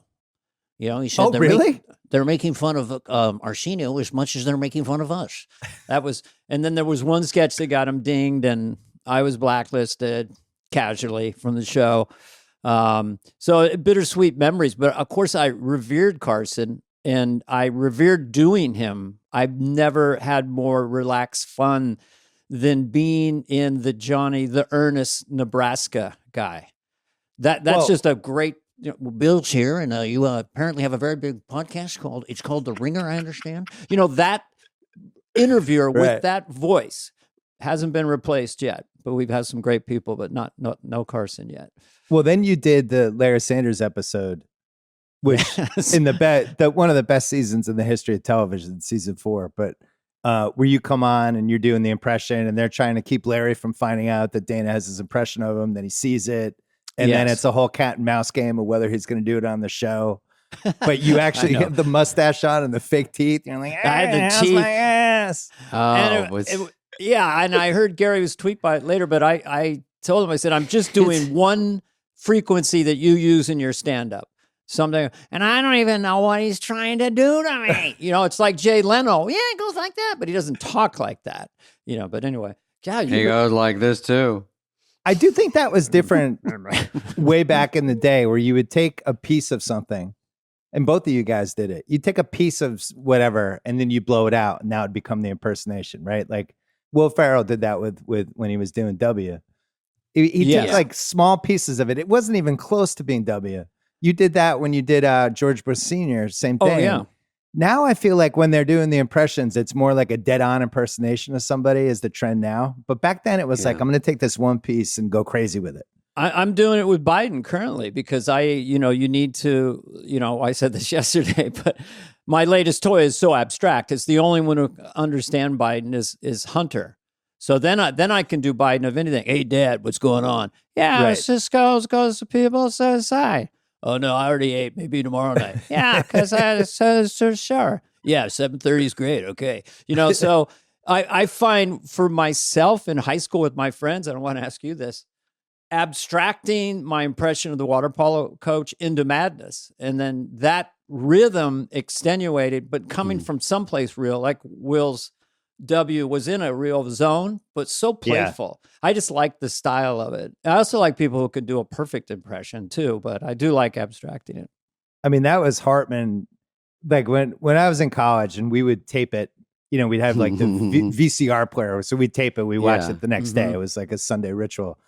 And Hartman did the McMahon. And we thought the McMahon was like the funniest thing of all time. It wasn't really... there were pieces of Ed, but his version of McMahon, we thought combined with the Carson, we would be imitating and we'd be talking about it. But Hartman was really good he did that with the Sinatra group too. Oh, sure. Whereas same thing, like his version of Sinatra, Piscopo was like more of an impression and he would have fun with it. I know Piscopo was on your pod. I loved it. But great Sinatra. Yeah. The Hartman Sinatra was a little bit like, I don't know, a little rowdier, a little angrier. And I thought it was funnier. What about Ed McMahon doing it when all he has to say is yes and you are correct? Just those little hooks, just saying it over and over. You are correct, sir. And then when he goes, older reference lost on younger viewers. Yes. Because that was where Phil was the laugh bomb, and I didn't have to carry that weight. I was kind of doing this rhythm and setting it up and very sincere, and I know that. You are correct, sir. Yeah. Old reference lost on. So it was just like a magic show. It was like, do, and then boom. But Phil was just... There was a piece to that Carson thing, though, where you were tapping into something that I think people my generation were feeling. Where like Letterman was our guy for my generation. Yeah. Like the most important things that happened to me when I was like 12, 13 was Eddie Murphy and Letterman. And just kind of going on the ride with both of those guys from 82 to 85. And Carson, I loved Carson. Everyone, for 3 generations, Carson was with 3 channels. Everyone watched Carson. but he did start to seem a little old by the time we got to the late 80s. And when you guys kind of crossed the beams and went after him a little bit in a fun way, but you still went after him. It was a little like when Norm went after Letterman in the mid 90s. It was the same thing where he loved Letterman, but the fact that he was parroting him was like, oh, okay, we're doing this now. Well, I would say built to that I kind of realized that every comedian becomes a caricature of themselves. Like, am I looking at this comedian and maybe actor or whatever, or am I looking at an impersonator? So there's just this redundancy to your character. But with Johnny, Jay Leno told me, he was guest hosting back then, Johnny was still around, that Johnny would walk down at NBC in Burbank and just yell out, "They're making fun of me now. It's time to go." So that was Johnny, who's obviously was very bright, kind of reading the tea leaves, And then you never went on again, right? I didn't. Well, so what happened when you did Dennis Miller, who you were friends with, who used to be on the show, and then you did Dennis Miller Cooking? But did he like that? Did he think it was funny? Well, Robert Smigel writes these pieces that are brilliant, and they're a little cutting. Because I was good friends with Dennis, I just called him, and said, "We're doing the cooking show, the thing," and he goes, "Okay, that's all right." I mean, it's hard to say no, even though you don't like it. I don't think anyone really likes an impression when it's like getting a caricature, on it's all the things you're fearful of yourself. Yeah, all the things you don't like. Right. They did me about 3 weeks after I left SNL. I'm like, let me get out of the building. Jesus, let the body get cold. Fucking A. They're like, well, you had Terry Hatcher sitting next to you for the Spade in America that time. Oh, that was and fun. I thought that was one of the best ones you ever did. And she just started doing you, and it was like, oh shit, what's going on here? Yeah. But at least I got to be there and give her jokes and things to say to make it funny and make her at least get more of the laughs because she was the host. But she was great about it. Yeah, that was actually a fun one because I was there. But like when you did Dennis with Tom Hanks, that was fun. But Dennis is in on it. And then I think he doesn't mind, and he sort of is that way, and his voice is so perfect to do. I think he was always cool about it, and he's so great. And it's so when you have a way of speaking that can be, it's just very unique, and I think that's ultimately. It was just from hanging out with Dennis a lot and touring with Dennis, and just extrapolating that attitude. But I was standing outside a hotel. Dennis and I were playing Dallas or something. And I said, just hit me that your whole comic motif is like life is really fucked and it's really hard. Like, so because the car at the airport, the car gets you to the gig, right? But when you do the gig the next morning, the car's always late, which I pointed that out to Dennis. And then he laughed so hard, me going dark, They got us in, but now fuck it. Now it's a half hour late, flight's leaving, And he died with that. But I just think that attitude is still so funny to me. Billy Simmons, huh? SNL cat. All right, got the photographic memory like a Junior Kreskin here. So funny. Yeah, Kreskin's always in there. We golfed once in Palm Springs, and he goes, we drive all the way there. And he goes, you want to go golf in Palm Springs? I was like a newer comic. And he goes, I go, yeah. So he goes, yeah, okay, I'll meet you out there. I'm like, oh. We don't want to drive together? Like, okay. So we drive all the way 2 out hour there. drive. Yeah. And then we get out there and then we're golfing. And I go, hey, how far to the green? He goes, hey, Spud, you don't have to worry about the green for another fucking 9 shots. All right. Hit it as hard as you can. And I'm like, okay. And then because I don't know. And then he hits 2 bad shots in a row and he goes, fuck it, I'm heading back. I go, back home to LA. He goes, yeah, fuck that. I go, Dennis, you're too hard to deal with.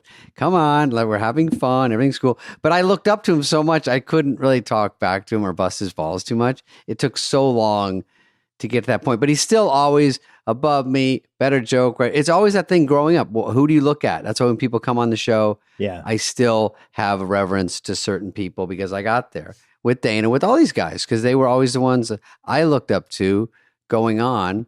And then if you ever get in a movie where kids come to you and say, hey, we watch Benchwarmers or we watch whatever, and then you go, if this is anything close to what it was like when I would watch movies and I saw someone from that movie, I would have fucking freaked out. Because that's all that mattered in my life was those movies. Yeah, we also had less choices back then. I really wonder, like, if you're like 18 now, there's so much comedy and stuff to watch and TikTok, all these different places. Yeah, right, I always always thought, blended. Like when I think you guys were both on the show for this, the Partridge Family versus Brady Bunch sketch. Yeah. Like to me, that was one of the peak SNL sketches. Not because it was like one of the funniest, but it was like it hit this time. Everyone watching that show had the same pop culture experiences, right? So anyone I knew the Partridge Family, we knew the Brady Bunch, we knew every episode of those. We knew Charlie's Angels, we knew all the early SNLs, we knew the early like we all had like the same 25 things with the same movies. So when you guys did that, and it was like, oh, they're going for this. Oh, there's more cast members. Oh, they're gonna have the voice crack.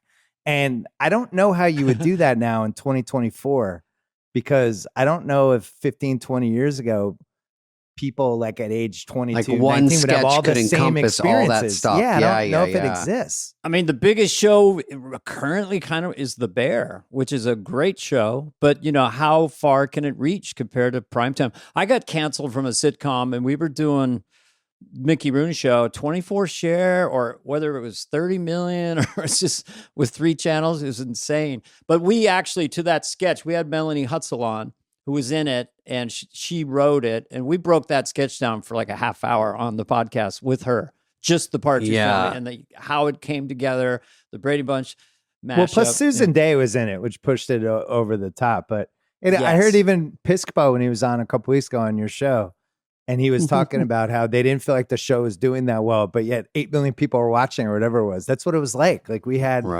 11 channels. So even if SNL was kind of failing, everyone was still watching it. And then when SNL started to come back with Eddie, it was like, this is great. SNL's back. And then they had the Billy Crystal season.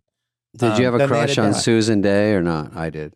Oh my God. Come on. I mean, growing up with the Partridge Family, I was like, Dana liked David Cassidy, but me and you liked Susan Day. And well, then she had the LA Law comeback, which was like, all right. I was into it. Chrissy didn't talk much on the Partridge Family. Who's more attractive from that Go ahead. era?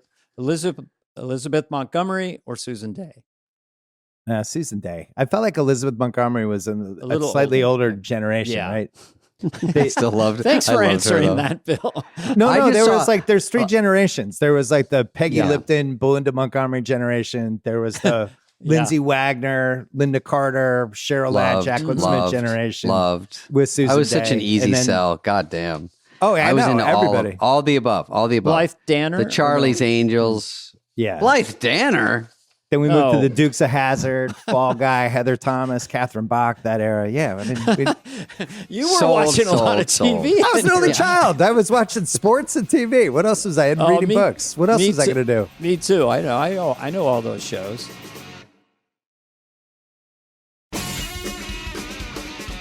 I don't know what we've lost. We were going to ask you, just because you have your pulse on, media, podcasting stuff. It's like, is Jon Stewart's coming out in SNL, and what is the influence now of political satire versus 80s and 90s in terms of moving the needle?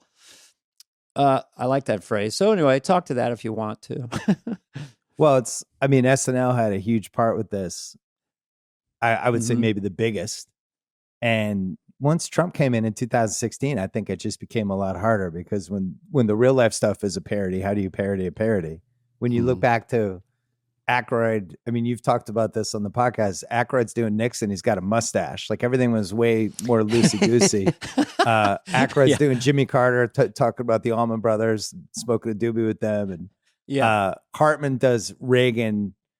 I mean, the Reagan sketch where Reagan's pretending he's out of it, and then everybody leaves the room. And I mean, it's one of the great sketches they've ever done. Yeah. And then once they figured out the debates, the 88 debate, I think, was huge with the Dukakis and Bush. And there was just and Lovitz doing I can't believe I'm losing this guy. I think from 88 all the way through Sarah Palin, SNL really was kind of shaping how people thought in a lot of ways. To me, like the Sarah Palin thing still makes me mad, because when they had her on with Tina, I felt like that's when something shifted and the celebrity cameo became as important for the show as making fun of these people. And that to me is like the line in the sand when the show started to change a little bit. Dana, they'd have 32 cast members, then they'd bring on stars to play people and not use the cast. I see. I would be furious if we had I was a lot of cameos.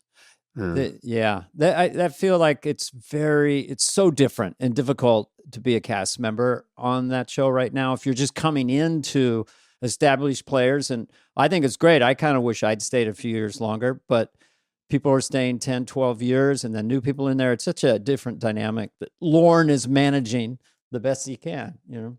I thought you stayed the perfect amount of time.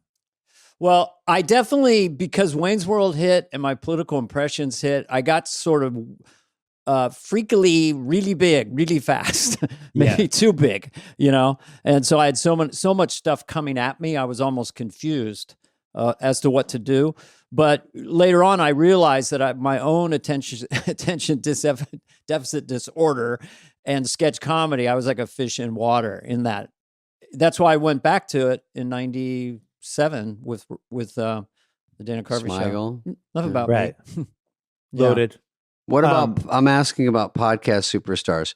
What's next for Meghan and Harry?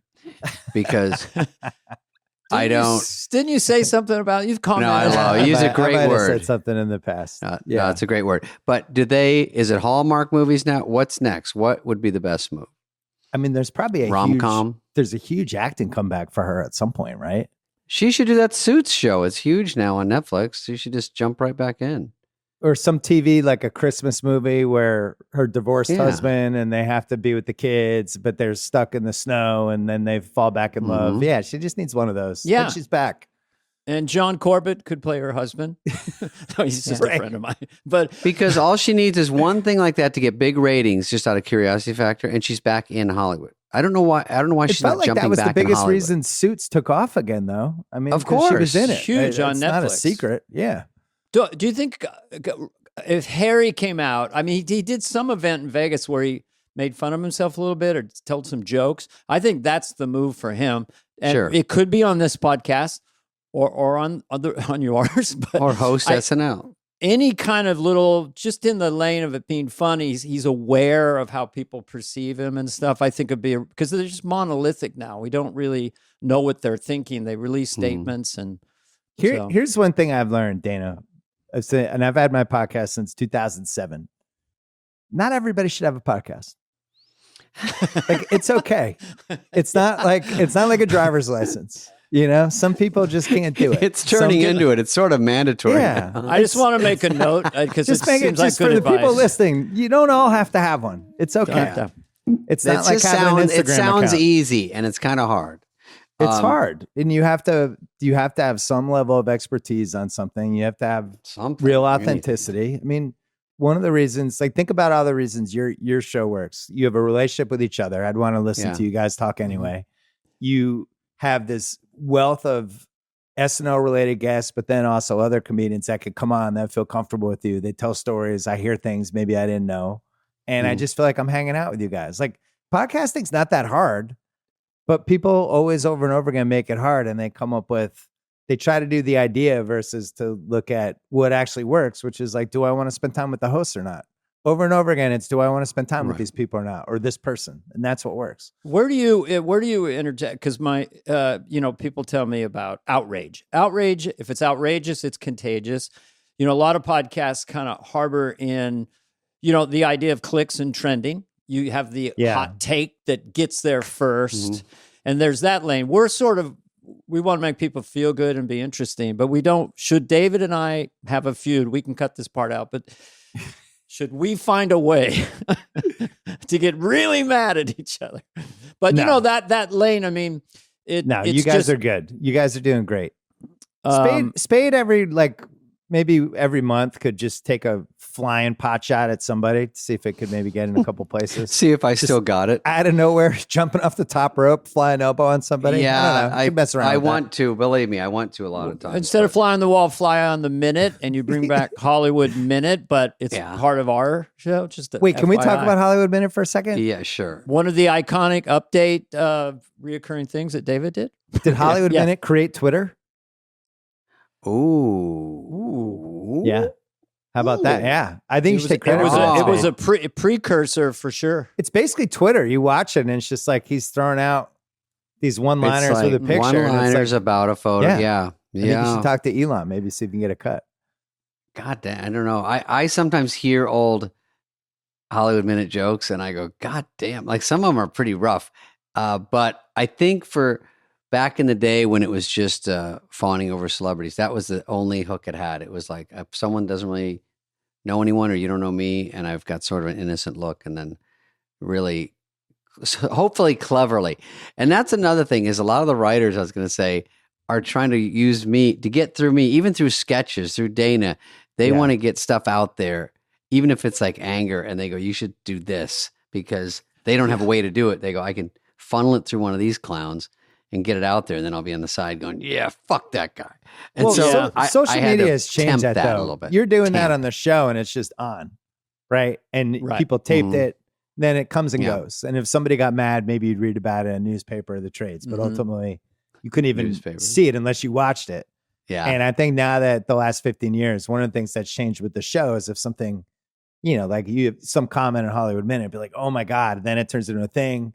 Then the celebrity gets mad. They fire back at you. Now people are reporting about that. And it turns into a 4-day story. It would be before I went to bed that night. I would know what hit, what didn't, what was a problem. And then I'd have to have an answer the next day. And then there'd be a feud. And then it would go back and everyone would have a fucking comment about it. I think that keeps SNL, really helps it because if I don't see a sketch, now I follow them. So if I don't see a sketch, I can watch it Sunday morning. They're just like sketch, like broken out, monologue, this, that. And that's kind of a smart way to sift through to see what's going on there lately. Yeah, totally. Well, it's also interesting to see how the cast members are using, like Chloe Fineman has a really good Instagram account. And she's just like test drives different characters and stuff. And you're half the time you're watching it going, how is this not on the show? Why am I watching this on Instagram? But it's a great little audition. Yeah. It seems like there's more creative outlets than probably you had in the mid 90s where you're writing for yourself. If they say no to the sketch, you're basically like, oh shit, all I did was walk out and say goodbye to everybody. At the end of that, I did nothing. And then that's it till the next week, right? Yeah, that one stung. That was a little too close to home, yeah. Dana's like, I don't know how that felt. Backstage, Nealon and I, when we were doing Hans and Franz, we would just giggle for hours, going back and forth and stuff. And then it's distilled to 4 minutes. But with podcasting, you can do it long form. We do have a second podcast where eventually we'll get around to platforming ideas. We have a video one. Everyone's guys fucking shitting their pants. Yeah. Jesus. Just doing it's called Too Good to Be True. No, it's not. It's called Superfly. I follow, there's an Instagram account that does, I'm listening to Superfly, by the way. You've done like 3-4 episodes. I like it because you're just bouncing around. You're just doing your thing. We're still getting into it, getting used to it. Kind of. It's harder than we thought. Yeah. Well, you guys are buddies, though. You're fine. There's this Instagram account that runs all these old sketches, and they ran Comedy Killers from it's a game show. Nealon's the host. And I don't know if Dana was still on the show, but David probably was. But it's all these categories of things, whether they're a comedy killer or not. Right. It's like the categories like the Holocaust, child abuse. It's just, and then it goes through. And I was like, man, what would happen if they ran this now? What would the reaction be? Because back then we were like, oh yeah, this is great. What a great idea. This is so funny. We were all in on the joke. Now people would just get mad, I feel like. I think that's why people like Bill Burr or Shane or those guys do well, because it's just, even Theo, they just say whatever they want and it's almost like back in time. And then some people go, I don't want to get mad. I just want to laugh or not laugh and not have a big opinion about it and move on. And then people get mad at them and want to get rid of them. And you go, no, maybe you can't get rid of people anymore. Hopefully, if it just falls under comedy, of course, we always think you should be able to do whatever you want, but not everyone. But isn't agrees. the reason you guys got into comedy is like part of what was funny is, oh, I probably shouldn't say that, or oh, I shouldn't laugh at that, but that's what was funny about it. And now the fear, there feels like there's more fear than we've ever had with comedy. But I agree with you that it's coming back because my son's 16 and he loves Shane Gillis, and he like.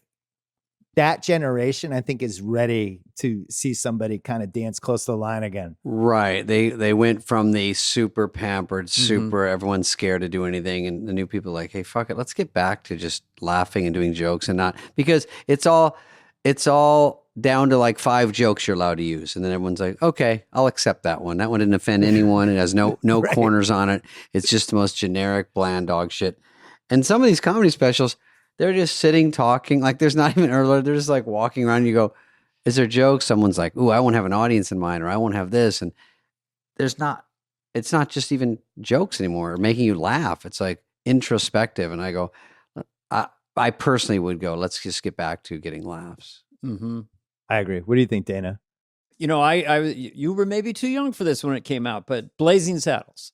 So Blazing Saddles is like, it's a peak movie for me. I'm like a senior in high school or something.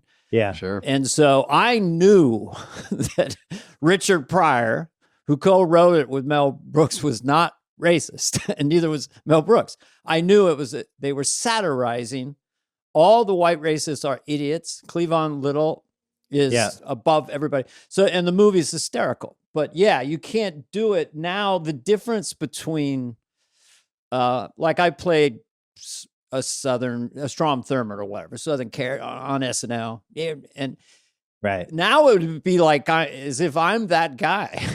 Yeah, we've lost our sense of humor about it. For better or for worse, it's very serious out there because the stakes are very high between the left and the right, and Trump and Biden. It's just compared to like Clinton versus George Sr. It's like so benign, and now it's all toxic. And I have to trace it back to social media giving us a platform and tribalism. Talk to that. I don't want to even mention. What do you think about that? People getting there's in their bubbles. You know. It's like it's a combination. Social media becomes the hall police, where a lot of people on social media are just trying to get people mad at each other, being like, "Did you see that? Did you see what he said? Did you see that?" Yeah. And kind of poking the bear on that stuff. It's also easier to go backwards and have somebody be like, "Oh, I dug this thing you did at your comedy set in 1993. That's weird." You have people who are doing stand-up acts. I know they try to take the phones as much as possible, but you know, sometimes when you're and I'm not a stand-up, but I've talked to enough of them. Like sometimes you're out there, you're testing shit and you're trying to figure out what works and what doesn't and where the lines are. And if you're losing that ability, that becomes dangerous too, I think. But right. Yeah, it's also hard to pry people's phones out of their hands. I mean, it's who's giving up their phone for 2 hours? You know, that's a very tough situation to say you can't talk to your babysitter, you can't talk to anyone. And so you have to agree to do that. People are doing it, but yeah, what you're saying is true. If you want to say jokes that go way too far, and then you're going to be judged on that, you're like, this is where we used to practice. And then we go, okay, that one didn't work. Okay, that's too much. But it's already out there now. And they're like, oh, that's your favorite joke. And you're like, no, that was a pretend joke I'm trying to sharpen. And now I'm going to die with it because where do you practice? You know, what do you do? I'm with you. Yeah. Well, you want to, as comedians, mostly just you want to say what you're not supposed to say. It's what pops in your head, and to take that away. And we all self-censor now. Oh, I can't do that. I won't do that. We'll cut that. You know, just do. You're not even thinking about it, but you are. Well, I remember the Italian restaurant sketch with Kirstie Alley when you're the maitre d' and you're just like basically mauling the guests. Which I'm half Italian, so. I love that because Italian restaurants really are actually like that. They're very touchy-feely. And so you went for it. And there's that one part when the camera pans back and he's just got Victoria Jackson with her legs up. And he's like, and then by the end of it, they're just like licking the face and doing all that. I don't even know I'm not even positive that would fly now. I don't know. I just don't know. It's like right on the line. But what I would tell people who've seen it or offended, whatever, is I asked Kirstie Alley, are you okay with this? Yeah, she's amazing in it. And she lets everything go. Yeah. Who Some cares? people are there to say whatever. Let's do anything you want to me, and whatever's the funniest, and they trust you, and then it's way funnier than the people that are stiff and worried about it. That's the best. And we did it in dress, where I go over to the table and Victoria goes back. I have her legs up around my shoulders, and I'm talking to everyone sort of. And then apparently the censorship people said, "Hey, chill that a little bit." But somehow Smigel pretended to, or Rob Schneider, I can't remember, pretended to try to get to me before that. But that was probably once I was in that position in 8H. I go, one of the biggest laughs I've ever been part of was that.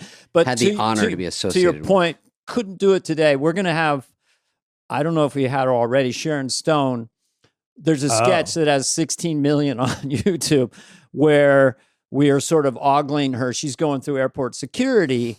Oh, look, and I'm playing a man from Indonesia or something. Oh, look, can we take you? And we're taking her clothes.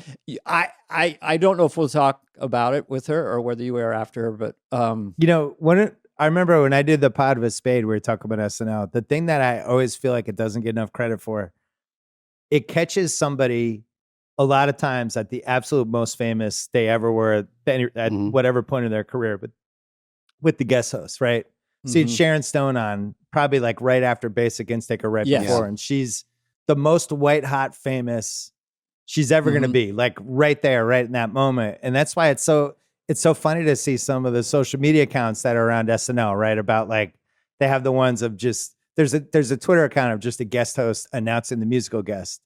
And sometimes it's really funny because they could be like, there's Steven Seagal, introducing the Smashing Pumpkins. And it's like, it's like pop culture Mad Libs, there's one Emilio Estevez like saying goodnight and it's Pearl Jam and it's Pearl Jam, super young Eddie Vedder. And it's like, all right, thanks to Eddie and Pearl Jam. And there's no other pop culture artifact like that.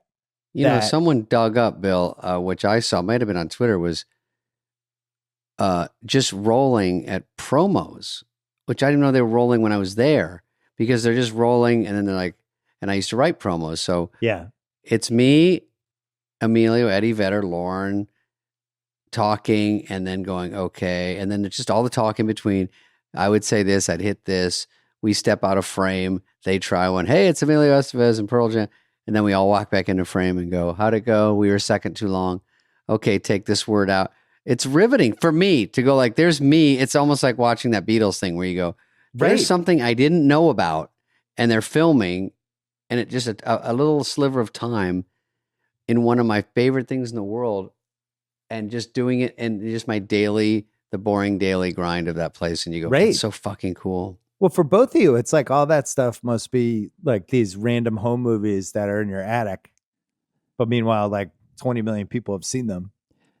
And their dress rehearsal and stuff. We never saw Dress on video, or they have it somewhere, because now they're showing clips from SNL from Dress, and they're showing this, and they have a million things backstage, and some of the mystery's gone, but it was fun to just run around backstage. There's no security. There's no nothing. There's people in the hall drunk and friends of friends that are there. And Phil Hartman's going, move the fuck out of the way, because he's got 90 seconds to get to his quick change it back. And people are drunk. Go, hey man, like I'm at the show.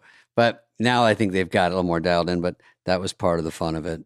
There's a surreality to it. I always tell people it's a little bit like going back to your high school on a Sunday afternoon when no one's around and just walking around the halls, whatever that feeling is. So when I'm there in the 17th floor and I'll be walking along and I'll see me and Phil in a sketch or picture David, or it's heady stuff, because experientially it is the most intense part of one's life, or right up there, because of the liveness of it and the legacy of it. That's why I think of cast members who joined this year. I was lucky, but I had Eddie and Billy Crystal and Martin Short, those guys, and then also the original cast, which is like Mount Rushmore for all of us, But when you showed up, the show was in trouble, because it felt like that transition year after the Billy Crystal, that Martin Short and Christopher Guest that year. And then Lauren came back. He had this young cast, and only a couple of them ended up staying, I think, for the second year. But then you showed up and Hartman showed up, and all of a sudden the show is amazing again. But did it feel like that was a make or break year? Now I feel like I'm interviewing you. Did that feel like a make or break year for the cast, or did you not even sense that? Well, unless I've misremembered this, but Dinah Minot, who was Lauren's lieutenant producer, really nice woman, I believe her saying, I was told that we had a 10-show commitment. That 10 shows. Bernie Brillstein went to Brandon Tartikoff, I think, and just said, you got to give Lauren one more shot. This is I remember. So I was told this: if we don't hit the ground running, they're going to pull the plug at Christmas. So incredibly nervous anyway. And the first sketch that I did, Madonna came on for my first show and apologized for the 85 season. That was our cold open. Yeah. And then I'm in a sketch with Jan Hooks and Phil and myself. And I just found out recently, I was talking to Robert Smigel and Jim Downey, and they just said that the audience felt safe with us. And at that moment, because you don't want the audience to feel nervous for you or not quite sure where the joke's going, you know, you want to get them relaxed. So to come in with them and do that was great. And then when David showed up and Chris Rock, Chris Farley, Sandler, I felt like in those years we were peak all cylinders for us, because we had the bad boys kicking ass, and then we also still had Phil and John Lovitz for a year and Dennis and stuff. So that was, that was the second peak of the show. I feel like the show is in danger in my lifetime 3 times. The first was after the original cast left, that Gene Dominion year that you talked about a little with Piscopo, but it really felt like if Eddie isn't there, the show gets canceled. Like was that the Robert Downey, Anthony Michael Hall? No, that was the next one was so that was season 6. Piscopo, but they had Eddie, Piscopo and Eddie they end up keeping. But if they don't have Eddie, I think the show gets canceled. Yeah, I think if the Dana, Phil Hartman, that first season doesn't work, I think the show gets canceled. And it really feels like if the Will Ferrell that season, if Ferrell's not on the show and the new blood and the people they kept, but then the new people they brought in, if that season didn't work, I do wonder if they would have canceled it that year. Because I remember that was back in the day when those magazine profiles, if it was the right kind of hit piece, really felt like incredibly damaging. And that I remember reading that New York Magazine piece and being like, oh my God, the show's going to get canceled. And then that first episode with Will, he showed up, he did Get Off the Shed. He did the phone thing with Merrill Hemingway. So and it was just funny. Like, oh, we're good. This guy's amazing. This show's going to be good again. But after that, I never felt like SNL was in danger again after that. Where do you feel, now that you are sort of an expert, what do you feel about this season and this cast? And the new people watch as much anymore? No. I watch, I still monitor it. I think they've made the mistake the last decade of too many cast members, which I think you can always trace. It's hard when to get the show to know. Is struggling. Yeah. It's when the show is always humming, it's always smaller cast members. And I've talked about a bunch of people about this who've worked on the cast. Like it's like a basketball team. If you guys watch basketball, like I do, if you're playing 14 players and everybody's playing, 12 to 18 minutes a game, guess what? The team's going to suck. But if you figure out who like your 7 or 8 are and you ride those 7 or 8, the team's going to be really good. And I always felt like SNL at its best always had the 8s or 9. I went to Lauren's office like 10 years ago and I got to do a podcast with him, which was amazing. I mean, it was like honestly one of the highlights of my career. And I was giving him my basketball theory and his answer was, yeah, but the new cast members, that's kind of like the draft. And it takes a couple years for the new cast members put them to behind have their a sea veteran. legs. Yeah, and you got to have those guys ready. And that's why we have the deeper cast. I get it, but I still feel like it should be 8 or 9 max. I would have been tough on me. I happened to be in like 4 things on my first episode. I didn't even know what I was doing, but it's sink or swim. If you're slow motion, it's kind of like if you don't like when an NBA player gets traded and then he comes in with a new team with a new system and he gets into his rhythm.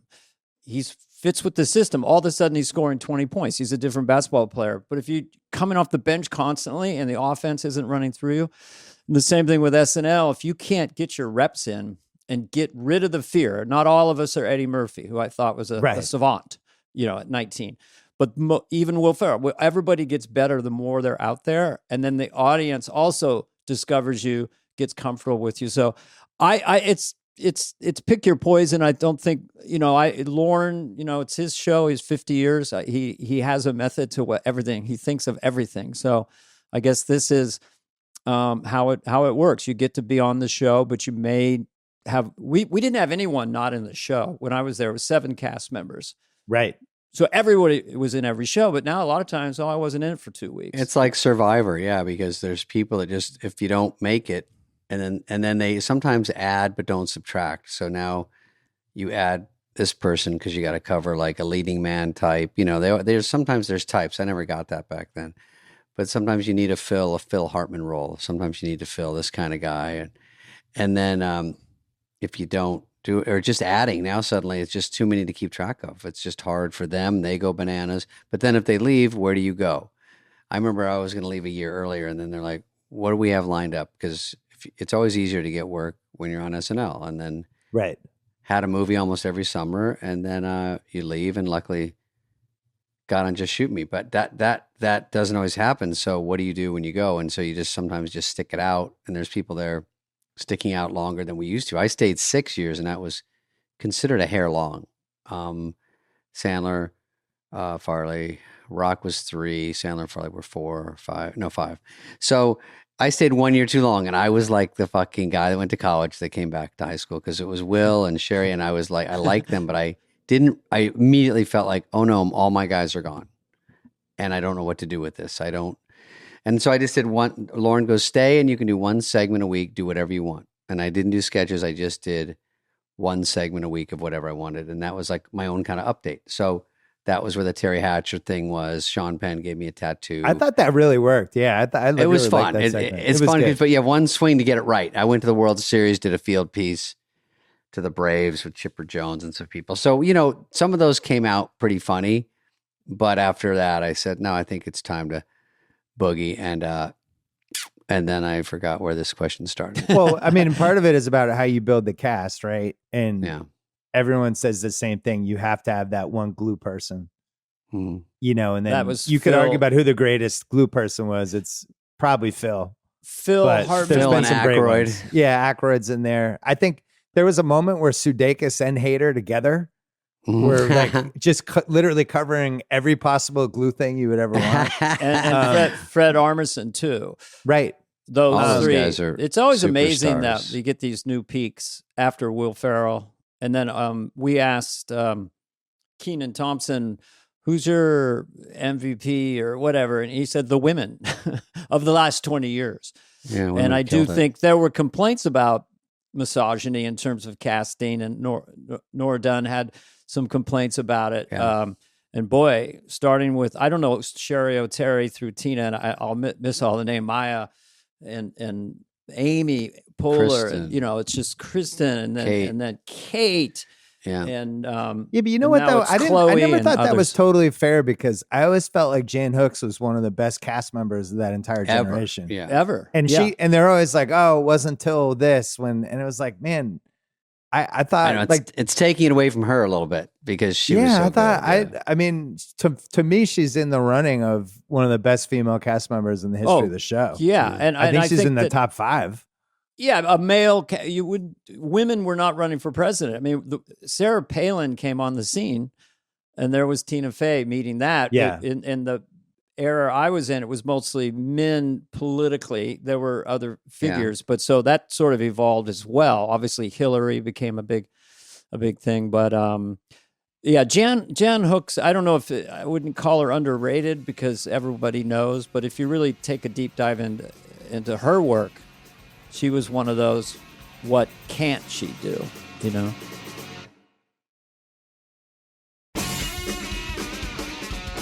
Bill, who's your starting 5 if you took out the original cast?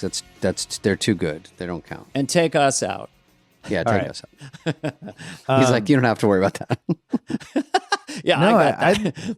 Dana's got a real Dana Mount Rushmore. is very He's got a close. legitimate Mount Rushmore case. He really does. I really have to write say, that I'll down. give it to Dana. Okay, take Dana out. I get people who think I'm an impressionist, like Rich Little, when I meet him at airports and stuff. You did the best impressionist. And I go, well, but what about Church Lady and Garth? And they go, oh, that's kind of flattering. Okay, go ahead. I think Hartman and Eddie and Farrell, yeah, just all the different stuff they could do. They just had it. Like, it's almost like, instead of just naming 5, it's almost like who can't be left out. And I think you have to mention those 3, and you have to mention Dana. You have to mention Dana. I'd be glad. And if you're pulling the original, if you're saying that's off limits, that's tough for me, because I think Gilda was the best female cast member they ever had. And It's not a popular opinion because it was 100 million years ago and people barely remember it. But man, if you go back and you look at all the stuff she did, she was so good, so talented, so famous that she had her own Broadway show. Like, how many cast members in the history of SNL could be like, you're so good at this, we're going to have a show called Gilda Live and you're going to do all your characters. It's like impossible. I'm not going to fight young Gilda. Yeah. I mean, Gilda, I mean, really all these girls, the women today will probably be like, they looked up to Gilda. I'm sure like we looked up to different. I looked up to Gilda too. I mean, geez, I would watch her and I didn't realize how hard what she was doing was. I would see characters and just think that was the people. And then later go, oh, they're doing different. I don't know what was going on, you know? I actually thought the last 20 years, I thought Maya Rudolph was my favorite female cast member. I thought she could do the most. I just thought she was incredibly talented. I know she has like 4 or 5 kids. Like she's definitely gone the family direction a little bit, but I think she was like, I just thought like she was one of those, she could literally do anything. Well, it's almost like you could make 3 or 4 packs for people like just Maya, Amy. You could do top 20. You could do top 50. And then you have Armisen and Sudeikis and Bill Hader, maybe the best ever. You know, so it's just it's a fun game. It's a way to celebrate the show. For me, my thought about Gilda is the charisma and the likability was at the highest I'd ever seen of any cast member. I mean, there was an adorability thing about her. She's playing a little girl on a bed. It's just herself. She's so committed. There was just this kind of other level of likability or adorability, whatever quotient you want to call it. Who do you have as your number one? Maybe you're too close to this and can't answer, but number one weekend update. Well, I have to bifurcate them in a way. Like Chevy was the original. And so when I'm watching that show, he was just, no wonder he's a movie star. You know, he's like, he was such a good great vibe to watch Chevy. Yeah. Everything was funny. Everything was exciting. It was fun to watch. Dennis did 6 years solo. That's why I don't, you know, when you had Tina and Jimmy Fallon stuff, it is a different kind of idea. I do think the current two, Michael and Colin, I have a great chemistry. They're getting even better and looser. They're tricking each other. Yeah. So I think they're really as good as it gets.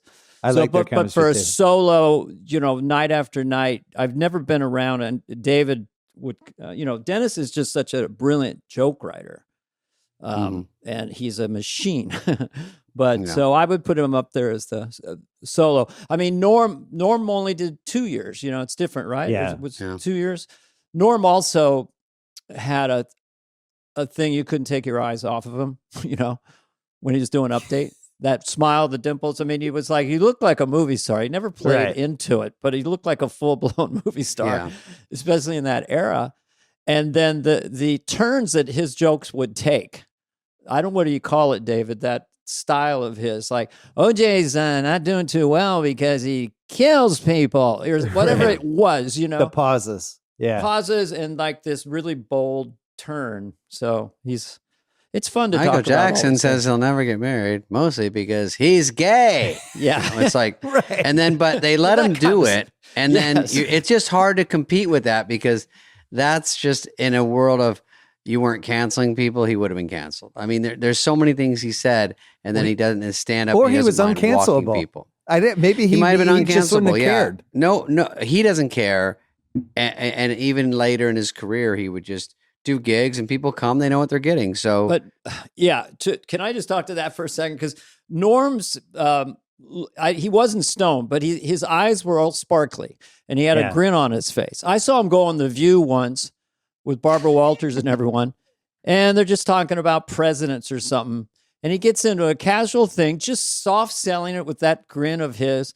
Yeah, the Clintons, right? I mean, you know, they're good. I think I like them, but I think they killed a guy, right?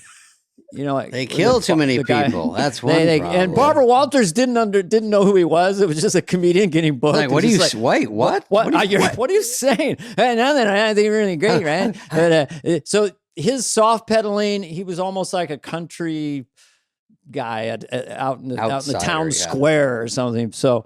They never landed hard in like a way with Norm. That was also part of his. I thought Dennis was the best, but Norm was my favorite. Okay, and well, that's I don't good. know. I just felt like I didn't know if everyone was in on Norm. I didn't know anything. I'm living in Boston. We don't have the internet yet. I don't know how popular it is, but I just knew like me and my friends, we were like, this guy's probably getting fired soon. Let's just enjoy this for the 10 to 20 weeks this is going to exist. Did he originate fake news or was that someone else? Did Norm say, and how's the Here's fake the news? fake Yeah, news. I think he did. Okay. Yeah, he did the note to self. Another interesting argument that people always have the same SNL arguments. Nobody has who are the best 5 people to just pop next to the Weekend Update guy for 4 minutes. Oh, for bits combo. Because that was Belushi. That was one of the things he didn't get enough credit for when he would come in and he would do different things. But he would what do the are guy his that got bits? Give super. me, I can't. He would do the one where he would just get super mad and end up with the "but no," and then he'd go flying off the stage. Like I feel like he was the first one that got crazy, throwing his body Eddie around. Eddie was unbelievable. Eddie became Yeah. famous, and then Sandler probably hit the hardest of anybody. Yeah, because he could do the characters, he could do the songs. Like when he did the first time he did the Hanukkah song, like you go back and watch that clip, like people lose their fucking minds. Like it's like he's Leonard Skinner singing Freebird. He's a professional singer. It's unreal. Along with jokes, which is very rare, and he's cute. And then I remember when he did Crazy Spoonhead, he did all the Halloween things. He was killing. Yeah, and just commitment. I mean, Adam has that. Whatever he has, he's got it. You know, super likable charm. Yeah, and Hader, I think, is up there too for just popping on. Kate McKinnon was really good at it, just coming on, playing some crazy character. But it is like its own little skill set because it's like you're a basketball player, you're just coming in and you have to make like 5 threes in 2 minutes and get out of the game. Yep. Yeah, you did it. I mean, that's how you broke in, right? With sitting next to Dennis Miller. I was doing like little Hollywood minutes. Oh, that's all that was. Yeah, I guess I would come in and do those. But even if I did anything, I talked about going to concerts or whatever, you're sitting on a desk in the dark and you're like, and you know it's coming to you, which joke, and then you slide in and the cue cards, they point and they go like, you're up after this one. And you're like, because you're in the dark and no one's really looking at you and you slide over and then there's 20 million people. Like they see you. And even when you walk by, you go, I can just run in front of that camera right now. Right. I guess that's a trust issue. It is like a rodeo thing. Cause I remember one time you're on deck and you're in the darkness and the show's all lit up and there's laughs and rah, rah. And I think it was Chris Rock was before me or something. So I see his chair rolls out and he does his thing. Then I'm in the chute. And you have to go from just darkness and crew guys around you to being on, you know? So but Dana, what about when you do a good one and it kills, and then you kind of scoot yourself, and then Joe Dixo pulls you off or whoever, and then you're in the dark and you're just walking behind like a Gap Girls set, and no one's even looking at you, and you're like, your adrenaline's going, but the show's still going over here, and you sort of walk back to the underneath to maybe snag a few compliments from Lauren and the producers. You try to look at some monitor. of the audience members and they avoid eye contact. And then you go back where it's lit by your dressing room to change, and you're like, anybody? Did it go good? Did it go bad? Like another good category is the Mount Rushmore or whatever of people who weren't even the focal point of the sketch, but somehow were still the funniest person in the sketch, which is like, to me, Chris Farley's number one. Has to like be. He's in the Dysfunctional Family Feud. He's just like the loser kid who Hartman's been mean to, and he's probably like the 5th most important. But every single thing he does in the thing is hilarious. And then at the end, he runs out and starts kicking to the left and right. I just saw that the other day. I go, what a moron. I remember walking at rehearsal. I go, you're not really doing that. He goes, oh, yeah. You were on the other side. You were in the normal family. Yeah, I watch him. Yeah, I think we were the normal family, right? Chris was, there was so much intellect behind all that. You knew him much better than I did, David. But his rhythms and sounds and moves that he would, like, I mean, they were so concise and you could not laugh. Like when he would do his kind of fake laugh, like he would turn into a hog, around the office. You're like, this is irresistibly funny. But he was, your eye went to him, anything he was in. I once did Ross Perot riding him like he was a piggy. Come on, piggy boy. Let's go, piggy boy. And I was going, Chris, is this okay with you? And he goes, oh yeah, do whatever you want. I'm whipping him and stuff. I know other people get mad there. You can't do that to Chris. No, Chris And he wasn't was like, mad. No, do it. I'll do whatever you want. I don't care. I think it's funny. So he would never kill a bit. So we're headed for the 50th year. Yeah. Next year. I know. Yeah. Which I think is really good for your podcast because, it's the fact that the show's been around for a half century is. What do they do, Bill? What does Lauren leave? Who takes over? It's stunning and bizarre. I can't even fathom it. 50th. I think I'm guessing Lauren's going to leave, and I'm guessing somebody major has to take over the show. Somebody with real DNA with someone NBC would approve. Everyone would have to approve. I just feel like it's Tina or it's Seth if he wants to do it.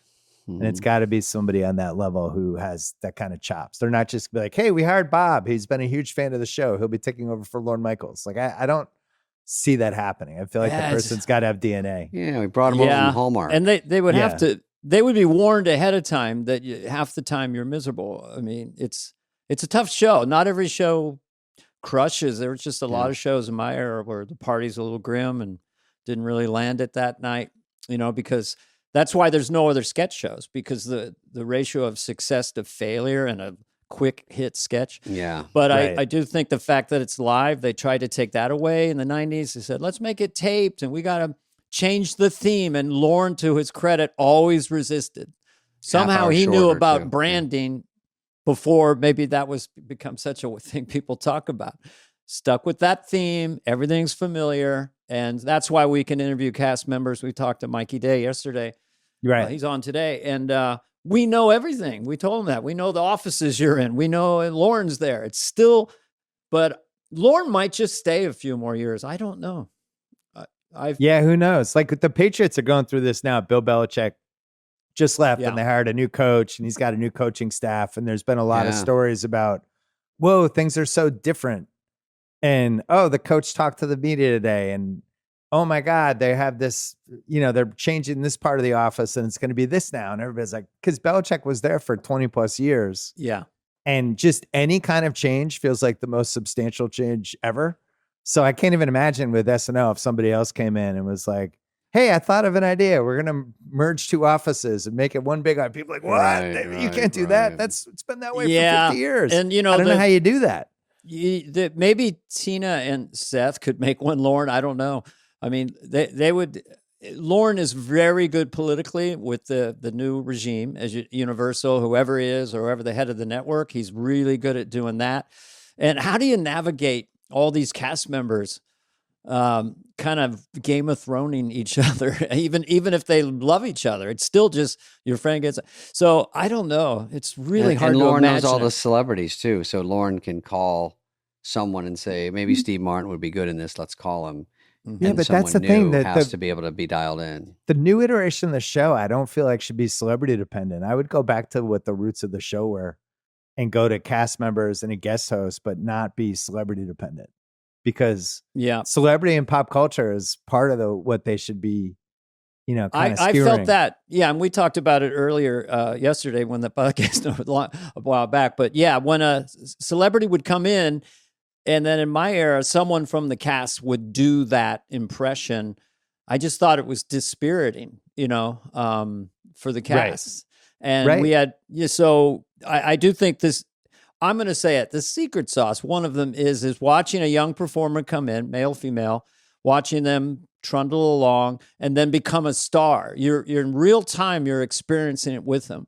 And that is still the magic elixir of an unknown person being thrown out there, And you want those impressions to have some bite, and you want to have some edge to it. And it's just hard if they're a friend of the show. And so you got to stay away from some people. You can't do this politically. Like you could argue they should be having so much fun with Taylor Swift and Travis Kelce, right? Like that should be. Think about if those people existed in the late 70s or in the late 80s. Sure. That would have been fodder for the show every week. But now I feel like they'd be a little afraid because, oh no, she won't want to come back on if we make fun of her. And the other piece of it is, good point. Why is the show live at this point if there's no danger that comes with being live? Because the whole reason they had the show in the first place was this is live. Anything can happen. Yeah. Any line might get crossed. Somebody might swear accidentally. All these crazy things could happen. Now it's like a safe live, which I don't, at this point, like, I don't know why you just wouldn't tape the show at 8:00 and air it at 11:30. It's not like, oh my God, what's going to happen? Do you feel like that anyone might feels change that way after the anymore? 50th. Maybe. It would be better. I mean, when you can have 2 takes on something like on a movie, you're definitely better. Some sketches, you come off on the wrong foot and you're like, oh my God, we came in wrong. And it's just not clicking. You can't save it. I want to step back and go, let me just come in again. And then you're like, it's too late. It's not working. And when something like when Ross Perot's running mate, Admiral Stockdale, came out and it was kind of goofy. And then like 3 days later, Phil's doing that and I'm doing Perot and we have the car. And that was just what the show does best, better than anyone when it happens, is the zeitgeist is all there. But now you've got to compete with things like this, everything. And then you hit it and it's this relief valve. And that's when the show is magic. And I think in the modern era with all the different people doing different kind of comedy takes all the time, it is more difficult, but that's still, when it happens, it's great. It's great. Well, it's going to be interesting when Shane hosts at the end of this month. Yeah. You know, why do you think so, Bill? What do you think? You know, well, I think there's going to be real danger, you know, and it's like, holy shit, I don't know what's going to happen. And that's a show I want to watch live. That's more about him than the show. But, you know, and I also think he's one of the funniest people working right now. Well, we mentioned that when we talked just casually that time. He's the guy right now, you know, and his take it's just you just want to listen to him. And going back to the show and how he got fired, that's an example of a live show where you want to see it. Like how are they going to handle it, the show, and how is Shane going to handle it? So I'm sure they're thinking about different things, but usually when the show's at its best, it's going to go right at it. You know, like maybe him and Bowen Yang will be in a rowboat somewhere. I don't know, but they usually go right at it. Right. You know?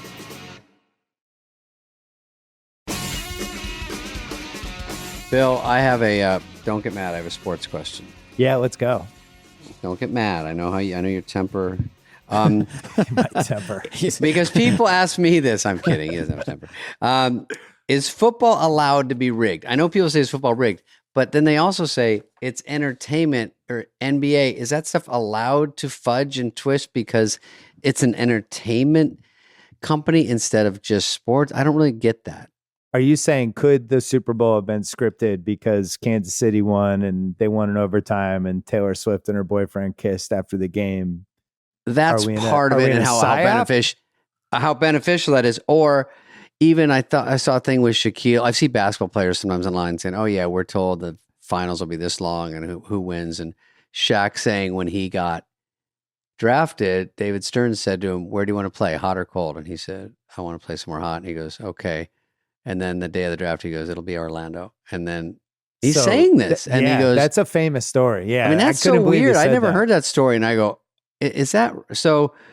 Are the ping pong balls really bouncing around, or is it? You know, I don't know. It makes me think all this stuff, and then the defense is we're an entertainment company. We don't have to play exactly by the rules, and you go, "Oh, like a movie. Like we have to make it fun to watch." Yeah, I don't think they can rig the games, but I used to write about this all the time. It's the same thing like how you guys would do impressions of people. I would always play up certain things and have fun with it. One of them was that David Stern, the old NBA commissioner, was, this like basically Vito Corleone and rigging all this stuff. And there was always this thing about when Patrick Ewing went to the Knicks. It was the first time they ever had the lottery. There were 7 envelopes, and he's reaching down and he grabs each one. And if you look briefly for like a split second, it looked like the Knicks one had a little bit of a crease on one of the sides. I felt it. Then there was a theory that they had frozen the envelope. So as he's feeling the envelope that was frozen, that was the one he picked. That's great. And it was like, whatever, like they just put it in like a carbon, whatever. So it was like freezing cold when he touched it. So he knew that was the one. But that was always a recurring bit about him. Same thing when Jordan got suspended, or when Jordan retired, there was always a thing. Oh no, actually Jordan got suspended for a year. The Shaq thing, that was always a story. There was stuff they did in the late 90s, early 2000s where the perfect team for the league and the ratings always seemed to win. And that, like, most famously, it was a Philly versus Milwaukee, Allen Iverson. They're trying to get him into the finals of 2001, playing Milwaukee. And Philly shot like 100 more free throws than Milwaukee in the series. Yeah. There was the Kings-Lakers game, which I'm sure you guys remember, 2002, where if the Kings win game 6, they win the series. Everyone on the Kings fouled out. So you see stuff like that. I do think they can kind of nudge the officials to say, hey, man, we don't like how, Shaq is being defended. When they do this, you got to call it. And then they start calling it early, and the other team's like, wait, we were doing that last game. That's a foul now. Yeah. But yeah, there's because been some they fun can't conspiracy tell stuff. Players that are spend their whole life playing as hard as they can to get where they're. It's just hard to buy. You're going to tell players not to play hard, but then you see like, you watch all these, like, which I would never see, a lot of Chiefs no holding calls, and then they just show over and over holding, and you go, so I mean, the refs can't see everywhere, but sometimes if they want to, they can always find a hold somewhere because it's kind of. I mean, that's the Patriots going 19-0 in the helmet catch. Or if you watch the helmet catch, like 4 guys are holding for Eli because he buys like an extra 4 seconds, and there's just holding all over. People are just getting mauled, and the refs are like, cool. And that was the year we had Spygate for the Patriots, and the commissioner's office was against them. So the Patriots fans have always felt like that game was. What's the penalty rate per game right now? Because it seems like when I watch the NFL, there's an incredible play, and then I immediately go looking for the flag. Yeah, the flag pop up. Oh, a flag!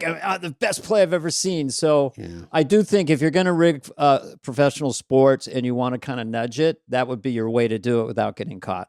That was when sports gambling really took off the last 15 years. One of the first edges the best gamblers had was the referee tendencies. Yeah. And this was in NBA and NFL specifically, where it's like, this team, they call more penalties, and more penalties means, this will happen. And this is the same thing with NBA. If somebody's more foul happy, then the over is going to hit more. And now all that stuff's kind of on the internet. People know it. But when they assign certain refs to certain playoff games, then people are like, of course they assign that ref. He always calls it for the road team. And so that stuff's out there. I think it's fun. Some people take it very seriously. Well, when I'm losing millions every week on DraftKings, how'd you do in the playoffs, Spade? I do DraftKings, but I also do FanDuel. I get with some guys and do like fantasy or guillotine leagues or weird stuff like that, just to keep the fun going up until the end. And I do okay in those. I'm not that great. It's just it's a good time killer. I'm in the fantasy league with Jimmy's cousin and John Hamm and all those people, where it's 11 people in the league, but the winner gets to vote somebody out at the draft the next year, which I think is the single best rule. So we have to show up. Rude. We have to show up. And then the guy who won's like, all right, Dana, I'm sorry, you're out. And you just have to get your stuff and leave. And that's it. We don't see you for a year. Yeah, it's great. It's really, really, it gets super bitter. And you keep going lower and lower with people, or do you add a person? No, it's the same 11, but we have 10 people in the league every year, plus the guy who got voted out. So it's even. So they get to come back a year later. They can't get voted out, but then somebody else gets voted out. It has to be even, Dana. You don't understand. I'm going to ask you guys a question. I mean, I felt beat up after I watched the Super Bowl. Yeah. I don't think I've ever gotten that beat up. I'm from Bay Area, so I'm a Niner fan, but I like the Chiefs too. I'm not fanatical, but I was rooting for them. But there was some frustration and penalties, and and the way it ended, I was like, it wasn't satisfying. And if you're a Chiefs fan, I guess it was, but it was like that new fifth quarter. I wasn't paying attention to that. It never been in the Super Bowl. I wasn't briefed either for the overtime. You were confused. It was one of those things, people wrote about it, but nobody actually thought it was going to happen. So then when it was happening, there was so much strategy to it that none of us had really totally considered. And the Niners ended up choosing to go first. But I was saying this week, to me, it's like going second was such an advantage because you become the blackjack dealer. So the other guy's going first. You know exactly what they're going to do. Yeah. And then you can decide what you need to do to match whatever they did, which is the advantage. But I don't think we realized that until we watched it. Because if you get a touchdown, you're not just going for 2, probably, because you could win with a touchdown with an extra point. The Chiefs said that. They said if they were scoring, they were getting 2. They were going to come back try and to go do for the 2. game. Yeah. So I told I my agree. wife it was over. I said, "Oh no, Mahomes got the ball. They're going to do 4 downs." They moved back so fucking easily when they came back. I was like, "Oh, it's going to be prevent defense." And then it was just so predictable. Yeah. When one team is playing 3 downs punt, or they did get the field goal, and the other team is going to go 4 mentally to move the ball. So, well, and then there's this inevitability with him, which I think all the best athletes have, where when the door is open like that, you're like, "Oh, here we go." Do you think he could host SNL, Patrick Mahomes? He's kind of quirky. Yeah, I think I could host it. I mean, we did the game we thought we would do. I gave him a little stutter. That was pretty good. I like that. Oh, I'm sure everybody does it on, No, that was, I haven't heard a lot of Mahomes. That was good. It's sort of like Pee Wee Herman. Yeah, it's easier about my voice. Now I'm doing Bobcat Goldthwait, but that's okay. Bobcat Goldthwait as Pat Mahomes. As Pat Mahomes. But yeah, he's a supernatural talent, a word I like to use a lot. He can host, what can you for say? sure. Well, you asked me about athlete host. I thought Kelsey was actually really good last year or 2 years ago, whenever he did it. I thought he was solid. I think he'd be an actor. He's with CAA. There's a master plan. I love it. It's just to make him into an international movie star, and he probably has the looks and the charisma to do that. It's just kind of The Rock did it and was open about it. I'm ready for action stars again. I feel like we're in such a weird spot. Like the era I grew up with, where we had Arnold and we had Sly, we had then Von Damme showed up and Seagal and all these dudes, and there was a new one every year, and we had like this embarrassment of riches. Carl Weathers had a chance. Had a chance. And now it's like it's all these Jason Statham guys. They know how to do this like choreographed kung fu stuff, and I don't know. I miss the days of just like these big dudes that we can kind of make fun of on a show like SNL. I Seagal. I thought he was great. I thought some of those movies his first 5 were great. Oh yeah, he's great. I was a legendary bad host. Though. Anybody seen Richie in the pool hall scene? One of the great scenes in movies. Anybody seen Richie? Anybody?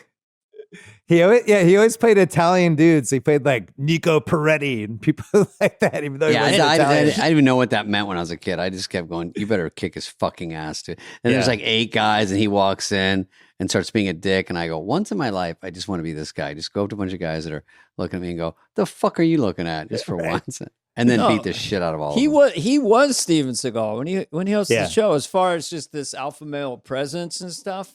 And talking about how he could choke anyone out or beat anyone up. He was a perfect guy. He was the legendary reviled host, though, from your generation, right? Wasn't he the least favorite?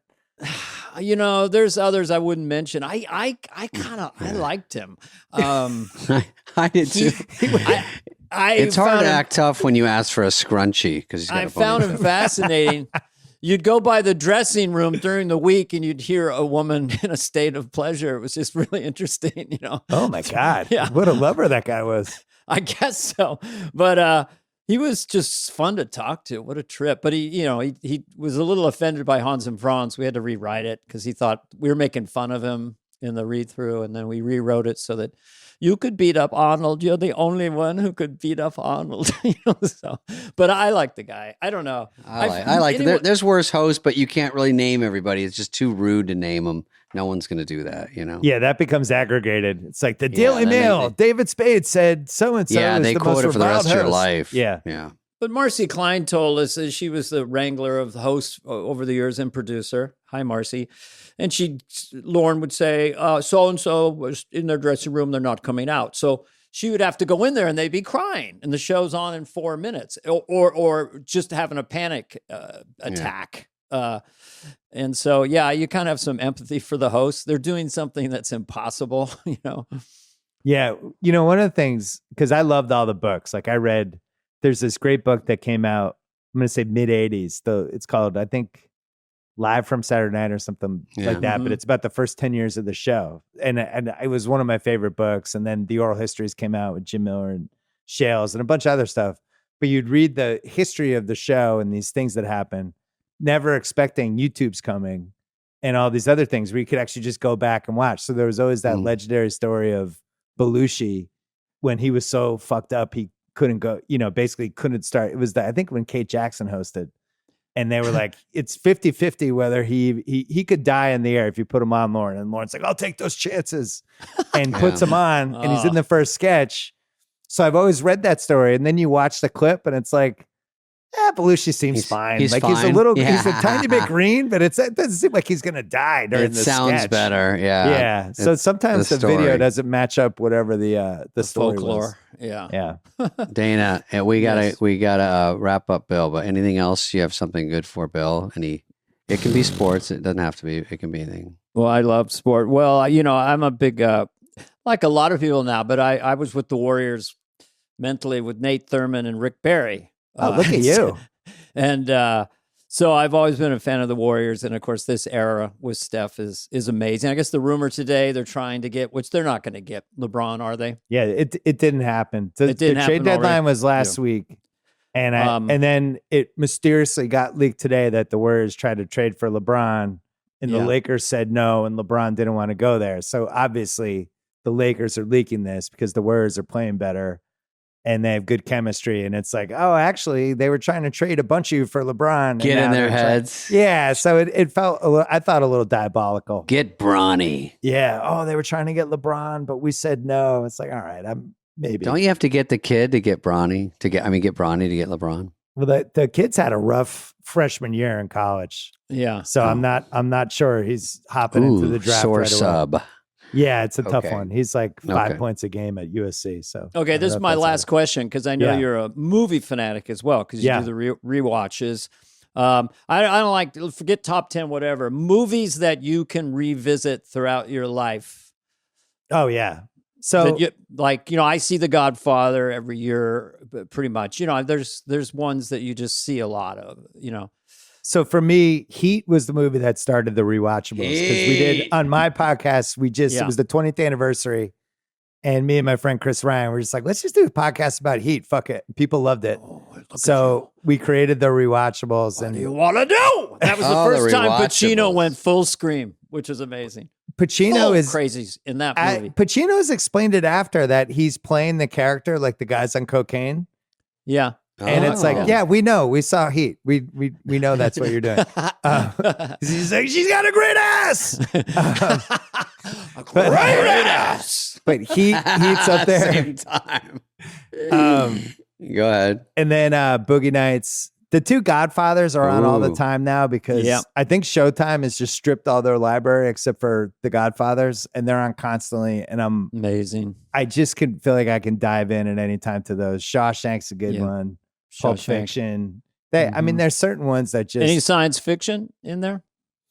Not for me personally, but for a lot of people. I mean, there's a ton of comedies. I mean, Tommy Boy. I'm not just saying this because Spade's on this, but Tommy Boy has become.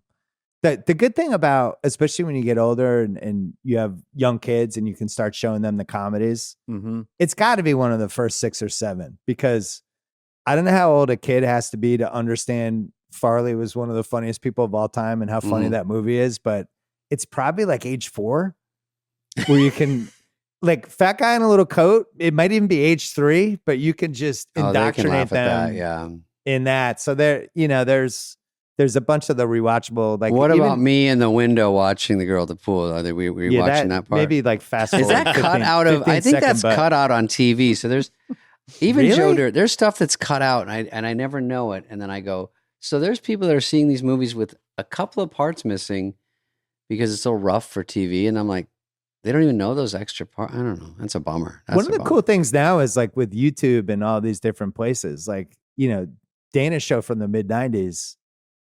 Like, I don't know, 20 of those sketches are on YouTube now. That was one of those things where if you love that show and then it gets canceled and it's gone. There's no, unless you taped it on your VHS, it's gone. It's history. Yeah. And now kind of all that stuff has a second life, like shows like Freaks and Geeks. Yeah. You can dive in that. Larry Sanders, which Shanley was always like famously never wanted it on DVD. He was always like very prickly about it. And now, like every episode's on the Max app, so you can. It's great. Nothing goes away now. We're all in. Nothing. We're all little Larry cyber bits next to. We're next to Godfather, next to everything else. It's just all there. Could Airplane be made today? Yeah, I think the problematic ones, Animal House. Yeah. If you're talking about, is this movie canceled now?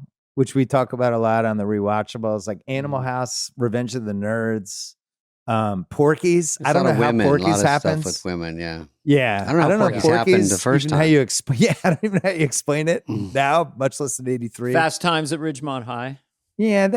But that's a good movie though. Like at least it's well written. Sean Penn is so good in that. Yeah. But yeah, some of the 70s, 80s. I think Airplane's fine though. I just think a really silly movie right now because the country's in such a bad mood. If that's just joke per minute, almost just physical gags would be a nice look. It's weird. The Airplane Naked Gun type of movie, which I mean, that's what we all grew up with. It just kind of is done. And then they would do the Top Secret and they would do the the rip-off versions of those kind of movies. But it was like 20 years of them. Then they made the Scary Movie franchise. Now nobody does any of those. Yeah. Yeah, never know. I don't know. That's my final question. All right. Thank you, Bill. Bill, it's been a pleasure. You guys are awesome. You hanging out with us. This was really fun. I forgot I was on a podcast or even hosting a podcast. So thank you. This was fantastic. I love you guys. You guys got a fantastic podcast.